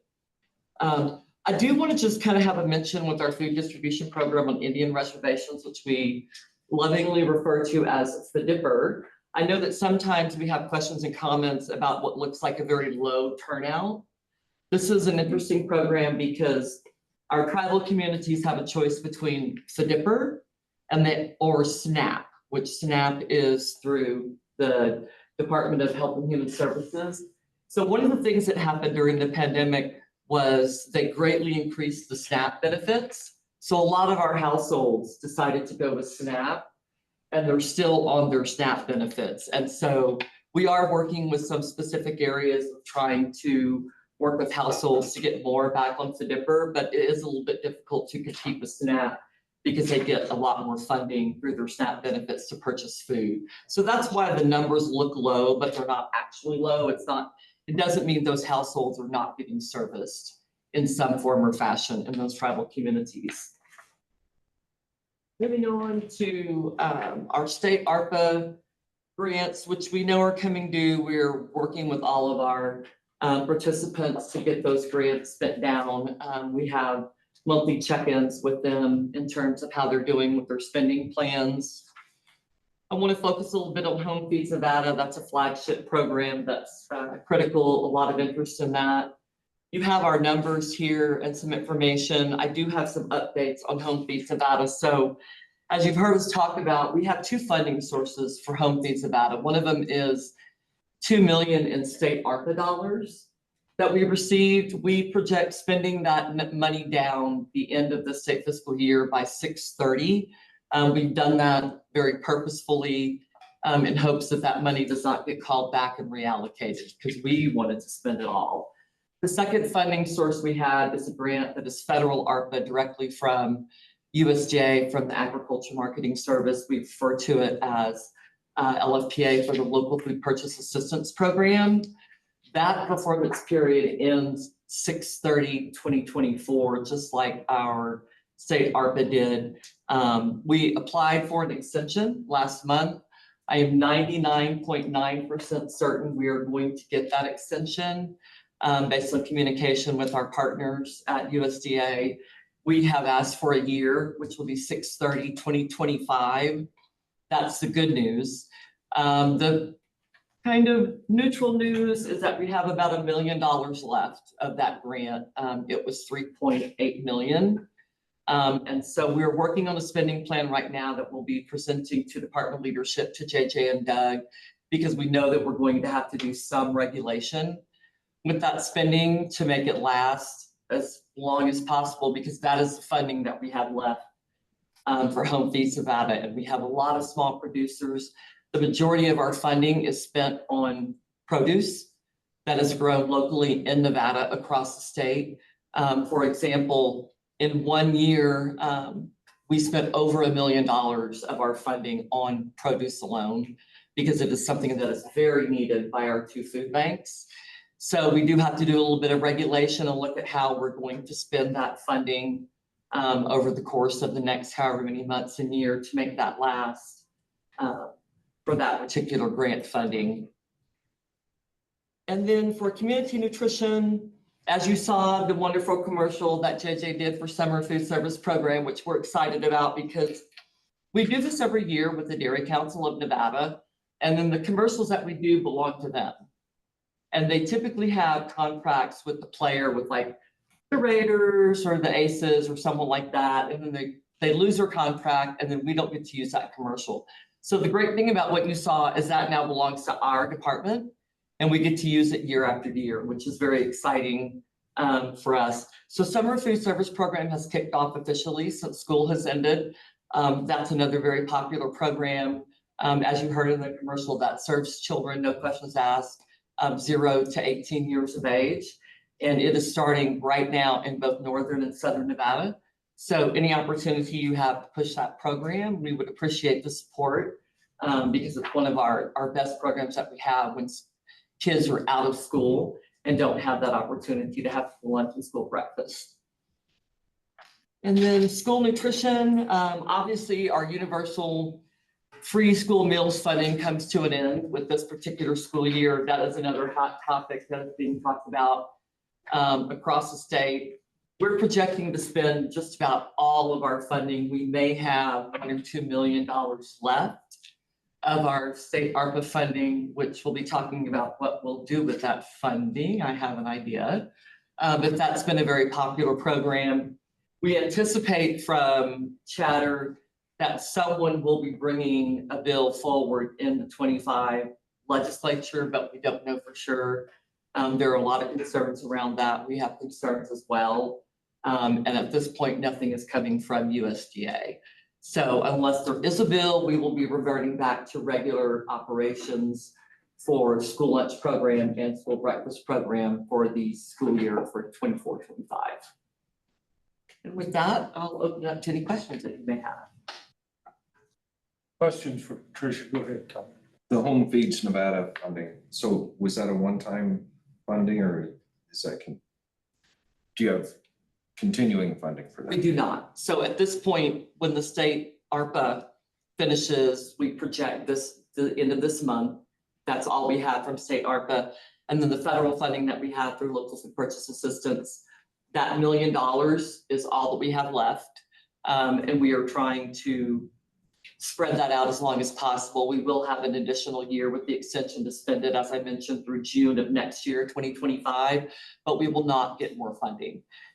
We are also coming into summer, so it's a huge harvest season. The majority of our producers on Home Feeds Nevada are farmers, and they're small farmers across the state. This has been a huge program for them. Thus, we are trying to look at a spending plan to get approved by JJ and Doug to see how we can make that funding last as long as possible, because it is the only funding that we will have left of that grant. Yes, you have a. Director Goycochea, for the record, I'll add just a little bit. The enabling language in that statute for Home Feeds Nevada allows the director to receive grants, gifts, etc., monetary, to keep that program running. It's not easy to go ask out and find $1 million in grants and gifts right now. As we do our budget build, we will be working closely with the governor's office and his finance office to see if there's an appetite to continue to fund that through the legislature. But we're going to have to get more creative somehow going forward on where that revenue may come from. Is it a federal level? Is it a grant? Who's it from? So it's sitting statute. It's not going away, but the money, you're exactly right, it's going to be a problem. We're going to hope to stretch this through the next legislative session so that next June we have a more clear picture of what we're looking at. Pete? Oh, I'm just exercising. See, even when they're mute, they talk with their hands. I thought you were buying something. When you get the old age, you get the crap. Okay, other questions for Patricia? Okay, if not, I have an urgent request for a nutrition break. Bio break.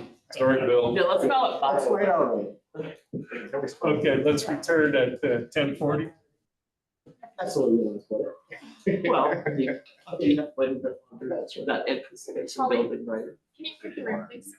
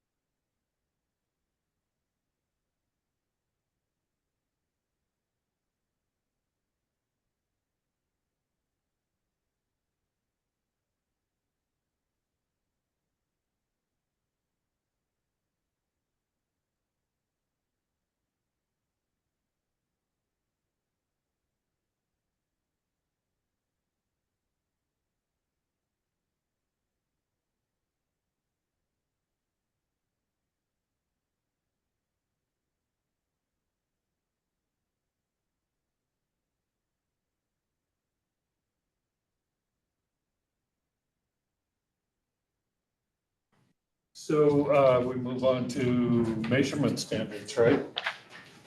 Bill? Okay. For the record, Joe Strajewski, Administrator. Yes, you were good. You can continue this. Thank you. For the record, Bill Strajewski, Administrator for Measurement Standards. Thank you, Chairman Snyder and board members and Director Goikachia. As my colleagues said, I'm just going to hit a few high points and really give some updates in the month since our board reports were submitted. First, any matters of significance, the LCD file that we've been working on and trying to push to completion was approved by the Legislative Commission. And if you're not familiar with the Legislative Commission process, after it's approved either by the Board of Agriculture, in this case, this was an item that is under the auspices of the state sealer, Director Goikachia. But the Legislative Commission reviews it and holds it back or asks additional questions if necessary.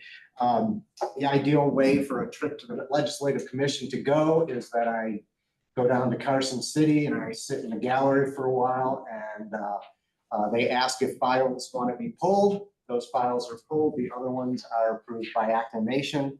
The ideal is that your file is not pulled, and this one was not. So there were no additional questions for that. Really, the big thing that comes out of this is that it now gives division and department authority to test EV charging devices. I've mentioned that in some previous meetings.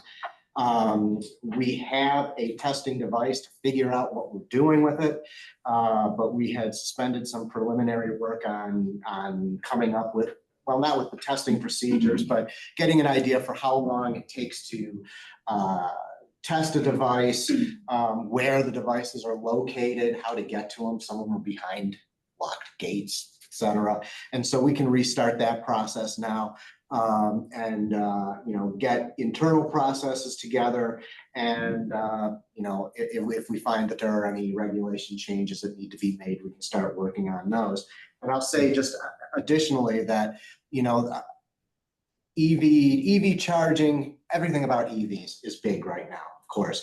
And in my work with the National Conference on Weights and Measures, the NCWM, all of my fellow regulators from around the country are really in the same boat that we are, with just a couple of exceptions.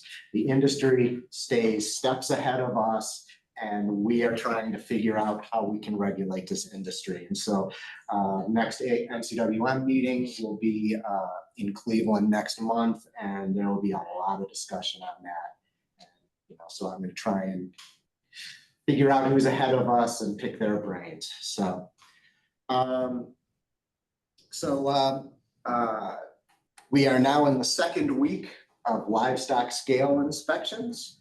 I am going to say nothing that will jeopardize the success of that program, except to say we are in the second week. We ended up with about 150 or so responses to our call to the ranchers for additional ways to contact them, especially by email or additional staff, who might be a more direct person on the ground to talk to. We are making use of that additional information now that we have to keep everyone in the loop. And our Elko Inspector 3, last month, he attended an NCWM associated training on livestock scale inspections that was held in Helena, Montana. Obviously all the inspectors have been trained on it, but some processes change, and there's some ways that can be done that might be more effective, more efficient. And when things cool down a little bit, he will share that information. What's an MCWM? The National Conference on Weights and Measures. You're welcome. I'm sorry. I had mentioned that. Maybe I went through it too fast. It may take more than once from me. You and me both. Thank you. In terms of the upcoming legislative session, I thought that maybe Director Goikachia would mention this, but he did not.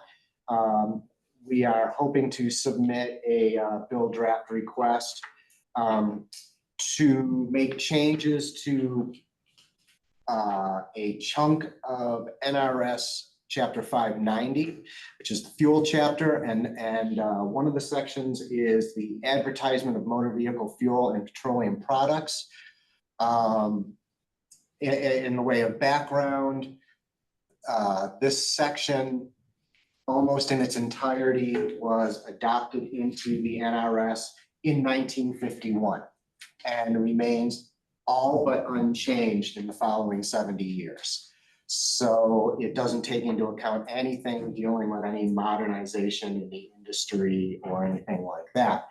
Mr. Kruger came to then Administrator Matijevich and myself 2022. Yep. Because a lot of his members had some concerns and had some problems interpreting, and they weren't alone. I heard from other retailers who had the same concerns, and at times we do as well. And we were also finding that some of the things that were not addressed in the current statutes left our staff with difficulty enforcing what needed to be enforced in the fuel industry of the 2020s. And so we just set out to modernize what was in those statutes and to clarify some things. There were some specificities that weren't necessary. There were some things that needed to be a little bit more specific or addressed. And so we're optimistic that we can, that this will get approved and become a BDR. The director has the next hurdle to climb over upcoming. And so we're optimistic that we can work with the legislature and with industry to get the best possible result. I will say that everyone agrees that it's long overdue. So that's a good starting point. That'll be next Friday. Next Friday. I couldn't recall if it was this Friday or next Friday. So hopefully we'll have a blessing. And also just minorly in the two legislative sessions, the division was approved to update what is charmingly referred to as a legacy software system. That means it's really, really old. And then some things department-wide occurred, but we are hoping to get a technology innovation approved so that we can go ahead and go back to the original plan of a new software program for the division to help with our invoicing, our tracking late payments, customers making payments, the whole and to that end, the dairy program is actually working on what's referred to as a TIN, technology innovation. Is that enough? Investment notification. Investment notification, thank you. They're currently working on one for their dairy program, dairy inspection program. And so myself and one of my staff are kind of shadowing their meetings so that we can have our paperwork ducks all in a row for hopefully the approval to go ahead with that. So we can not take a lot of time generating that. So just a couple of things about program updates. I'm really, really proud of the work that my entire division does. I'd like to just sort of point out the metrology program. If you've done a tour or are familiar, metrology is sort of the unsung heroes, and a lot of folks don't really know who they are or what they do. Metrology is the science of measurement. So when our inspectors go out in the field and they make sure that a fuel dispenser is dispensing 5 gallons, the device that they're using you know, has been calibrated and inspected as, you know, within compliance by the metrologists. You know, likewise with the weights that they use when they check scales. And then they also do this work for industry. If, you know, again, if a fuel dispenser is out of compliance, the station will call what's called a registered service agent to take care of it. And those service agents have to use standards that have been inspected and certified by our metrology lab. They have really made themselves one of the very best metrology labs in the region, and you know, in the upper third at least of the nation. And they're continuing to even raise that up higher. Along those lines, one of our metrologists last month attended the Western Regional Assurance Program, which is required as part of their required by the National Institute of Standards and Technology for them to attend these annually. And these are kind of nice because there's trainings involved, there's open discussions, breakout sessions, and so on. And one of the metrologists came back with not some changes they need to make to their labs, but just some good laboratory practices, sorts of ideas that they're going to start implementing, and you know, that will only improve them by another step. Just very quickly, petroleum technology. We are unfortunately starting to head into wildfire season, and wildfires, especially those in California, can be very deleterious to the fuel supply in Nevada. If fires get too big and are near either the northern or the southern pipelines, then they may be affected if PG&E were to call for a public safety power shutdown. It's not as big of a deal with the southern pipeline, which goes from Long Beach into Las Vegas. But the northern pipeline goes from Richmond over to Sparks here. And you have to get it over Donner Summit. And we have had occasions where they shut down power at the pumping station on the west side of the hill. And so to that end, one of the things that the senior petroleum chemist will be doing is we'll be daily monitoring the wildfire situation reports that come out, with a particular eye to what's happening with our neighbors to the west. Weights and measures other than livestock inspections. I had mentioned that we were approved for specialty truck purchases. I have an update on that. So that included a total of 7 trucks have been ordered. They're going to be deployed to all 3 offices, Elko, Sparks, and Las Vegas. 3 of those vehicles have been built. 2 of them are ready to ship. 1 is just awaiting being outfitted with a service body. 2 more are scheduled to be built this month, and we are still waiting on a schedule for the other 2. So we have been waiting for these trucks for a long time. I mean, several of them go back to the previous biennium. And so the fact that we are this close on 5 of the 7, we will take as a victory. We're also replacing the large capacity heavy duty truck in Las Vegas. You know, it carries 20,000+ pounds of weight. It has a crane to move those, which are in 1,000-pound blocks. And that's used for hay yard scales, highway scales, your real heavy duty ones. Bidding has closed on that, and we are currently assessing the bid. You know, we asked for this sort of crane. The crane that was in the winning bid is similar, but not exactly that make and model. And so we're just comparing to make sure that we'll do what we need it to do. And we will make our decision on that soon. And we hope to get that by the end of August, which is great. This is a truck that was purchased in the mid-90s. So it has done all it needs to do for the department. That's right.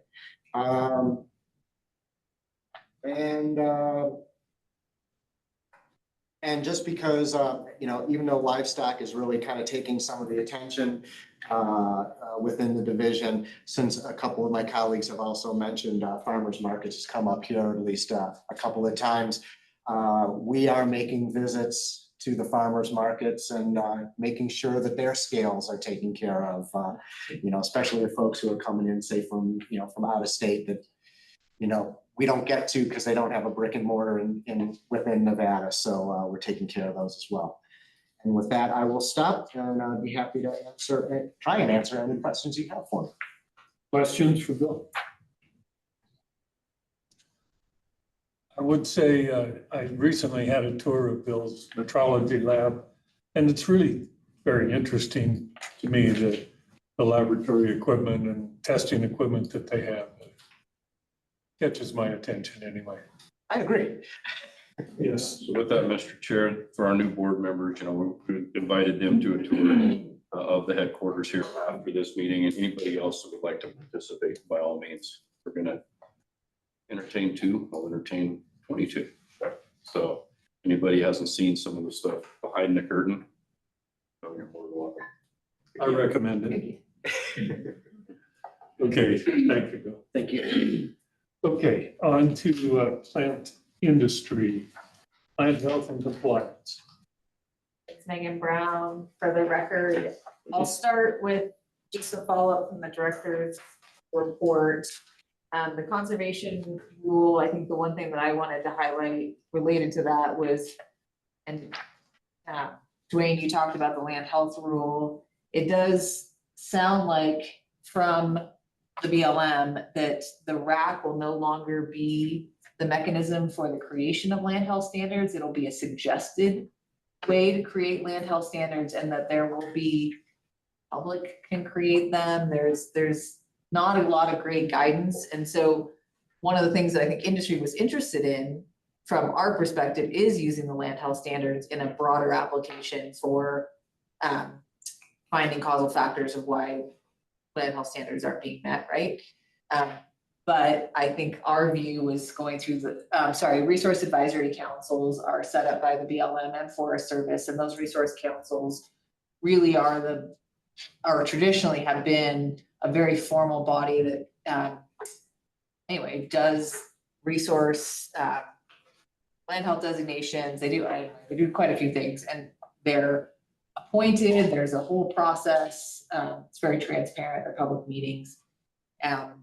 In Nevada, our land health standards, some of them are older, some of them are currently going through the RAC process. And so I think from at least my perspective, not having the rigor of what those land health standards mean going through the actual RAC process and involvement and could be suggested or used in other ways is a concern. The director brought that up with the Washington office of the Sagebrush Ecosystem Council, and we're waiting to hear back from what the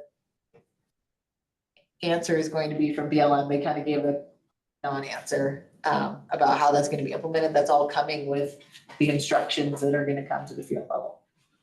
While they didn't give us an answer how it'd be implemented, she did at the SEC last week pretty much confirm that it would not be through the RAC. Yeah, it just says suggested. I asked her point blank. Now that was Washington office. That's Pat. Pat, who's in charge of the conservation rule. Doing the Pat diagram. Yeah.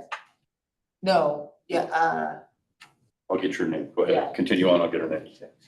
and then the only other thing I wanted to talk about, the merger or potential merger, or we hope the merger of 4545, which is what Amara presented on in our grant budget, which is 4552. I think the other thing I wanted to highlight is the synergy between staff being able to do more activities related to those two things. So currently, a lot of our grants folks are doing noxious weed treatments or doing other things. And so I think it gives the ability for staff to be a little bit more diversified in their workload. So I think not only does it help from a budgeting perspective, but I think from a workload and efficiency perspective. I'll start from what I was planning on talking about is Mormon crickets. We this year signed an agreement with Elko County and have since distributed it to Eureka County, helping them be able to do treatments along on BLM land and right of ways in their counties, being able to allow them to be responsive. Currently, we have 1 seasonal in entomology and 3 permanent staff that are covering the entire state. We have Mormon crickets in 8 counties, and so that's a lot of real estate with a lot of stuff going on. So that agreement has been successful. Currently, we have given 10 bags of bait to Elko County. They purchased more. Today, we are giving them 2 baiters and more bait for their roads crew that will be utilizing that in the Jarvidge and Mountain City area. The past 2 weeks, USDA Animal Health, what's APHIS stand for? Animal and Plant Health and Inspection Programs. Thank you. That program, they received an additional $500,000 funding for Mormon cricket and treatment. We took the bulk of that. I think we took almost 70% of that $500,000 for treatments in Nevada. Protected acres that were sprayed during that program that happened in 4 different counties was 219,684. We do an every 3rd swath spray for the most effectiveness. So that was 73,228 actual treated acres. Staff was super dedicated. It was a really tough week. We had a lot of wind and weather. So we started on a Tuesday and we ended on a Tuesday, and staff were working through the Memorial Day weekend, including Memorial Day doing the treatments. We're seeing efficacy on those treatments. We're continuing to do survey and treatment work. We have received over 750 reports of Mormon crickets into the office. Survey work is also continuing in our entomology program. We received grant funding through USDA for pest survey related to quarantine and pests of concern for agricultural. Those are ongoing. As the chairman mentioned, we are in the thick of garlic inspections. We do inspections from your area all the way down to Dyer, Nevada to do inspections. So our team is putting the miles on the vehicles. We're also working with noxious weed coordination with our partners, both in several homeowners associations as well as our federal and state partners. We're reviewing our state hemp plan. USDA had in 2019 or 2020, we have an accepted plan, and in the process of reviewing that, we did an informal, thanks to our recommendations from our DAG, do the informal review with USDA, received feedback. We had a meeting with them yesterday, and we'll work on to update the plan accordingly and then submit. We also received funding from the U.S. Forest Service in their wildfire crisis landscape. We received a little over $1 million to the department through that agreement, and we are working on our first subawards in Smith and Mason Valley for noxious weed treatments, both aquatic and terrestrial grass treatments. And if anybody has any other questions on the updates that I provided. Questions for Megan?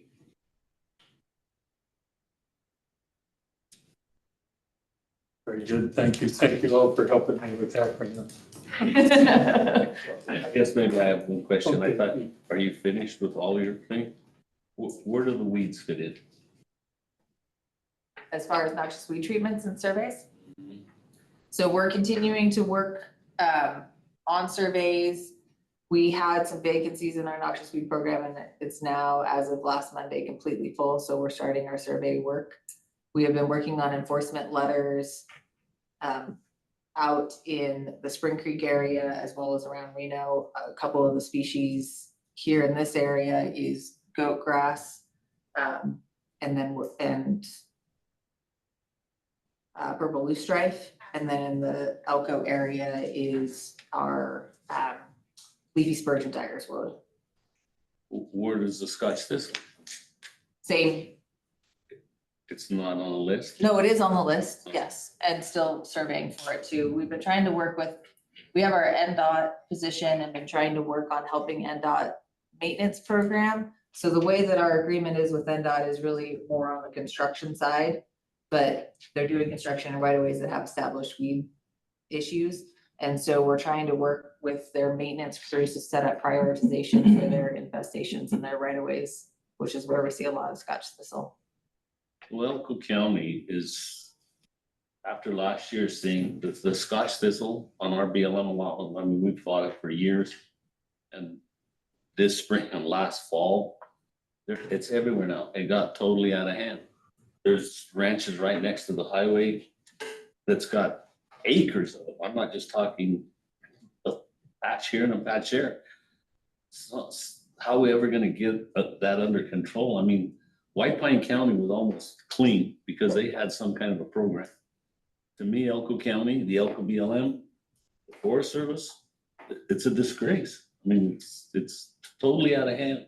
We've spent thousands and thousands of dollars, and I got more Scotch thistle today than I ever even dreamed of when I sprayed the first one. And I can't get my neighbors to spray them. I can't get the state highway to spray them. I can't get the BLM to spray them. I can't get nobody to spray them.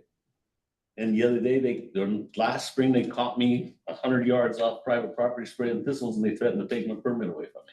The BLM showed up. See me spraying thistles on BLM and threatened to take my BLM permit away from me. And a week before that, we had a horse in the corral that we left for 3 hours and worried about him. I don't know if somebody turned us in or what. We fed the horse a little bit of hay. They want to know where my weed-free permit was from. If that hay had been certified weed-free. And it's just mind-boggling and frustrating to the end. But Elko County is totally taken over, gone. And I met with the BLM this year when we got a budget cut. So I think there is some opportunity for funding through the wildfire crisis landscape. The challenge is a lot of that has to be on private land. It can't be on federal land. The other challenge that we found, and we just found this out today, is that government entities don't qualify. So HOAs, 501c4s don't qualify. So we're trying to find mechanisms like conservation districts, but unfortunately the staff person for the Humboldt Cooperative Weed Management Association, Andy, just left. And Gary is just about to retire. And there's all this funding and we don't have a strong mechanism to be able to get funding in. And so if Elko County or other entities can step up into some of those roles, that would be helpful to be able to sub-award to do the private land work, but we can't do anything, unfortunately, on public land. Well, I don't know more that NDA Moore is in charge of enforcement to make people, I mean, you can drive past the guy's house, if nothing else, chop it down. You know, a strike of a Pulaski does something. Yeah. You know, and one plant is billion seed just in the one plant. It's I mean, it's mind boggling I know JJ has seen what we've been trying to do. And we're so far further behind now. We got stuff that we've spent guaranteed between me and David Little $30,000-$40,000 on that stuff. And then you look at the state highway right away, the BLM. Rich people trying to sell a ranch, you got a little Puding ranch, you want $4 million for it, and all you're gonna go over there and buy is 100 acres of, or at least 100 acres of Scotch thistle. And they want $4 million for the ranch, but you're not worried about getting rid of it. Somehow, there's gonna have to be state legislation or county legislation. You don't chop a thistle down, or you don't chop a thistle down.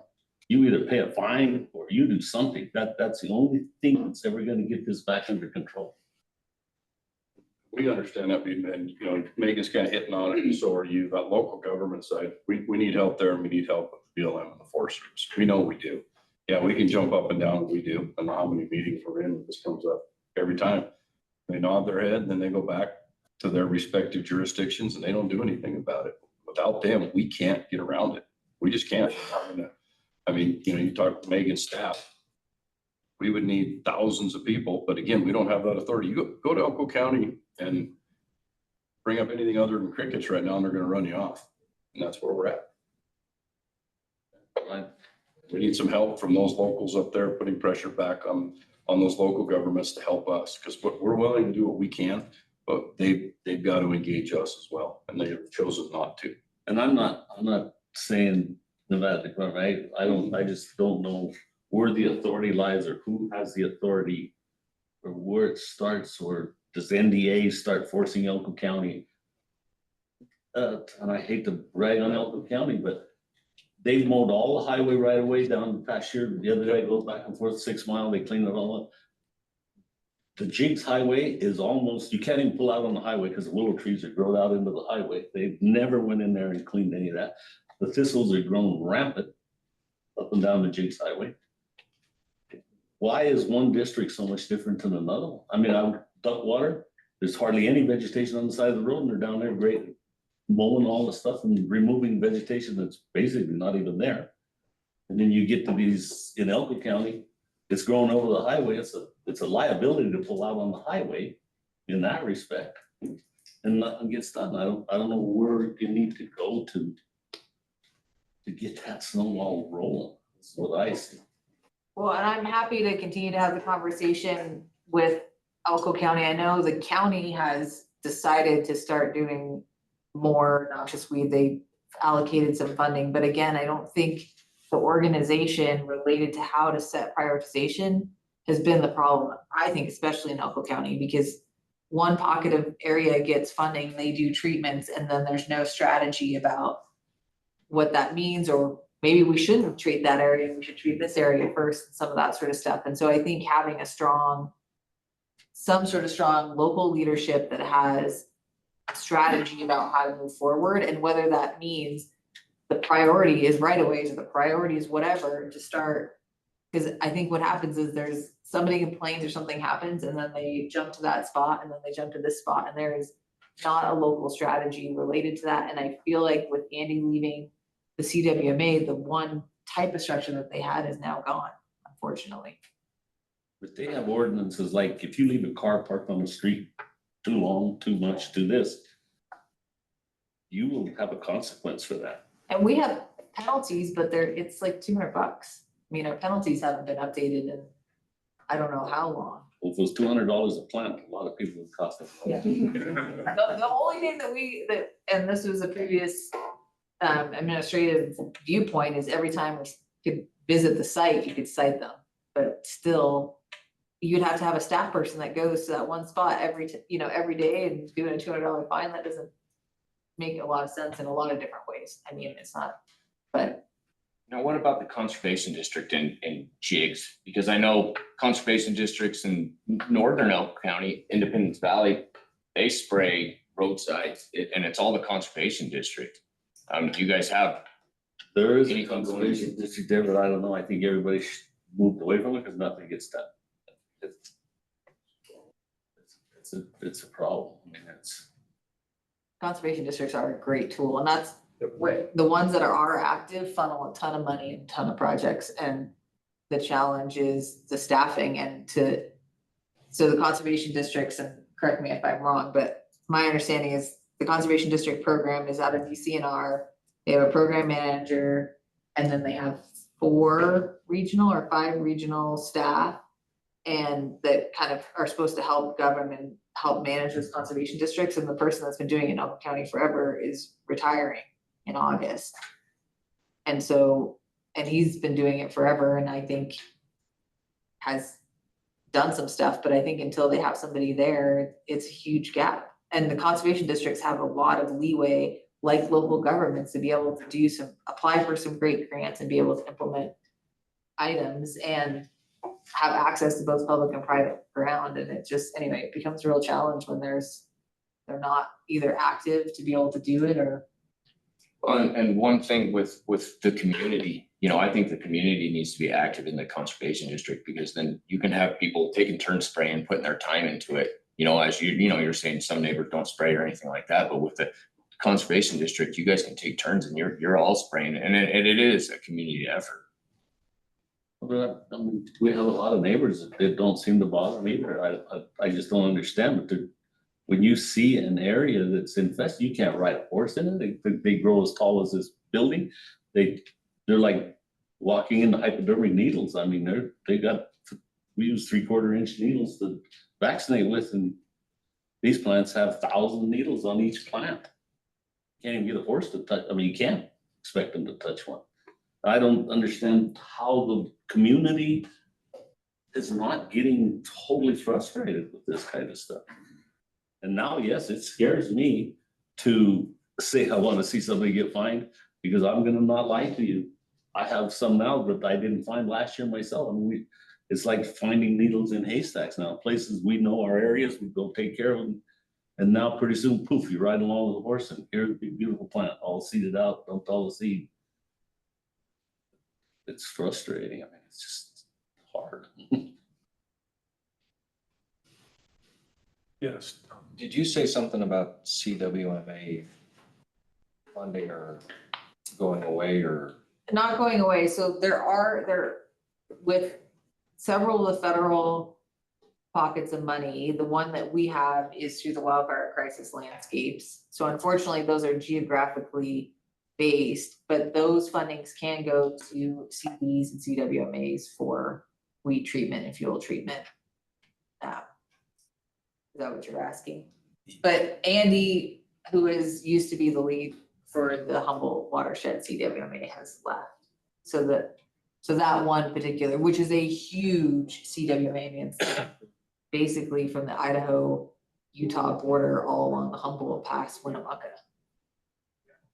So, yeah. In our area, the CWMAs and then the Tri-County Weed Control has been not perfect, but relatively effective.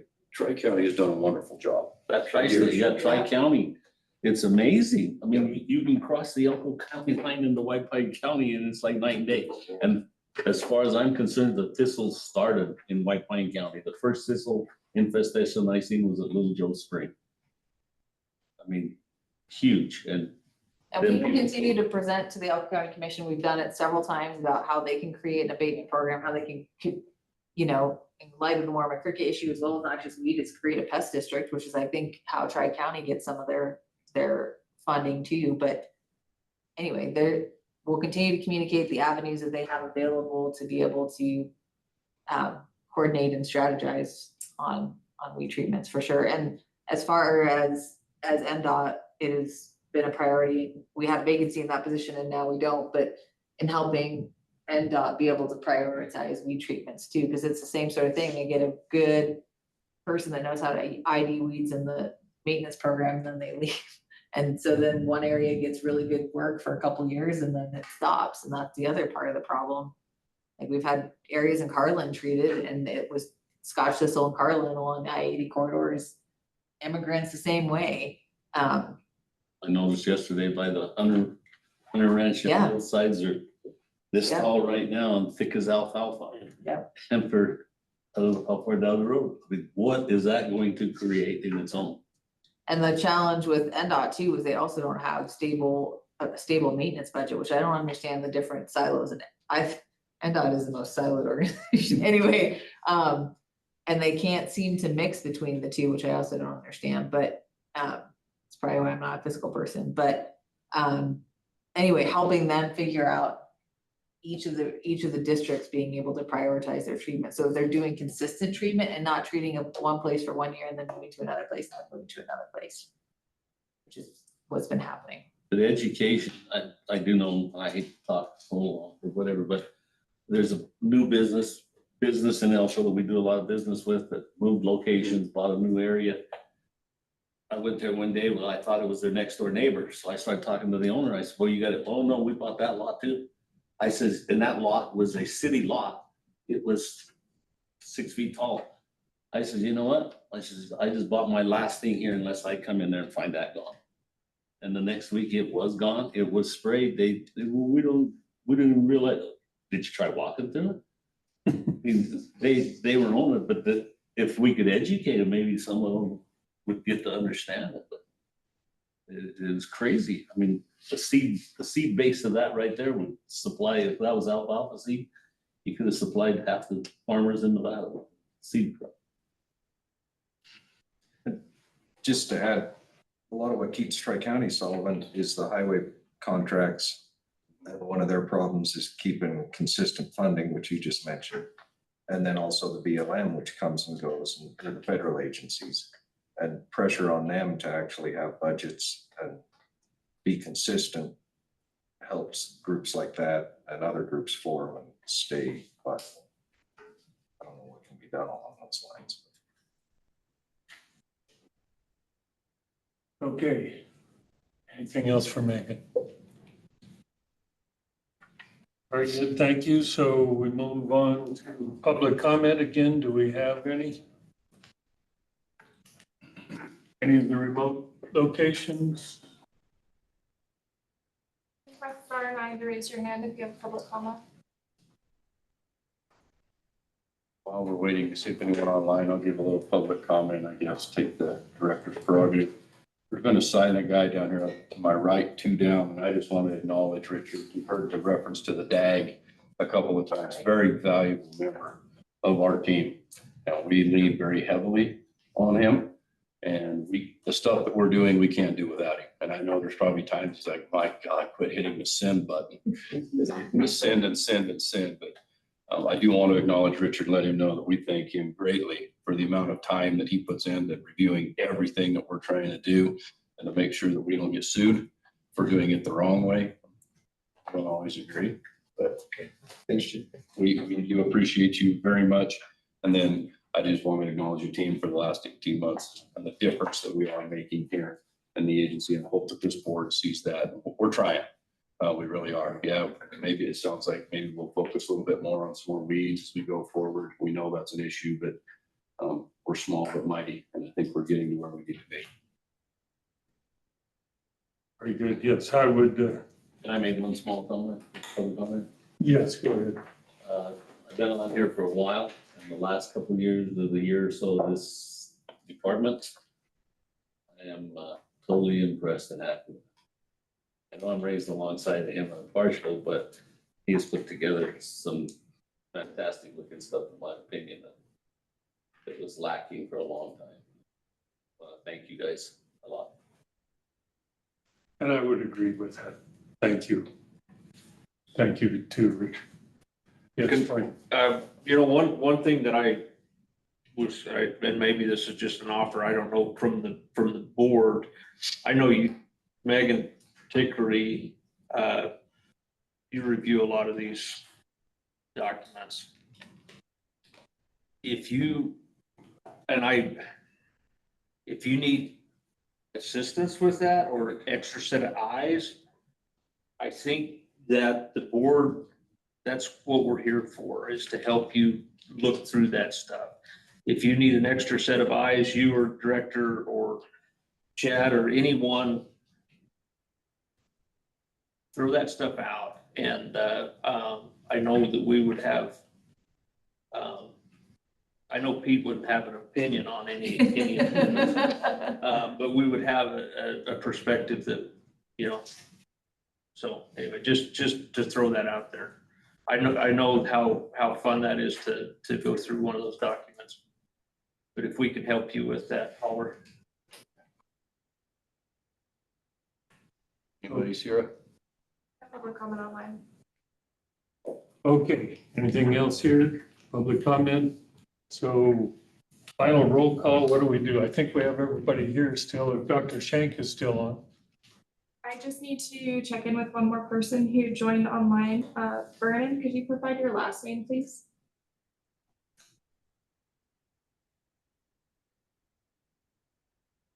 And if you can't unmute yourself, you can just send it to me as a message.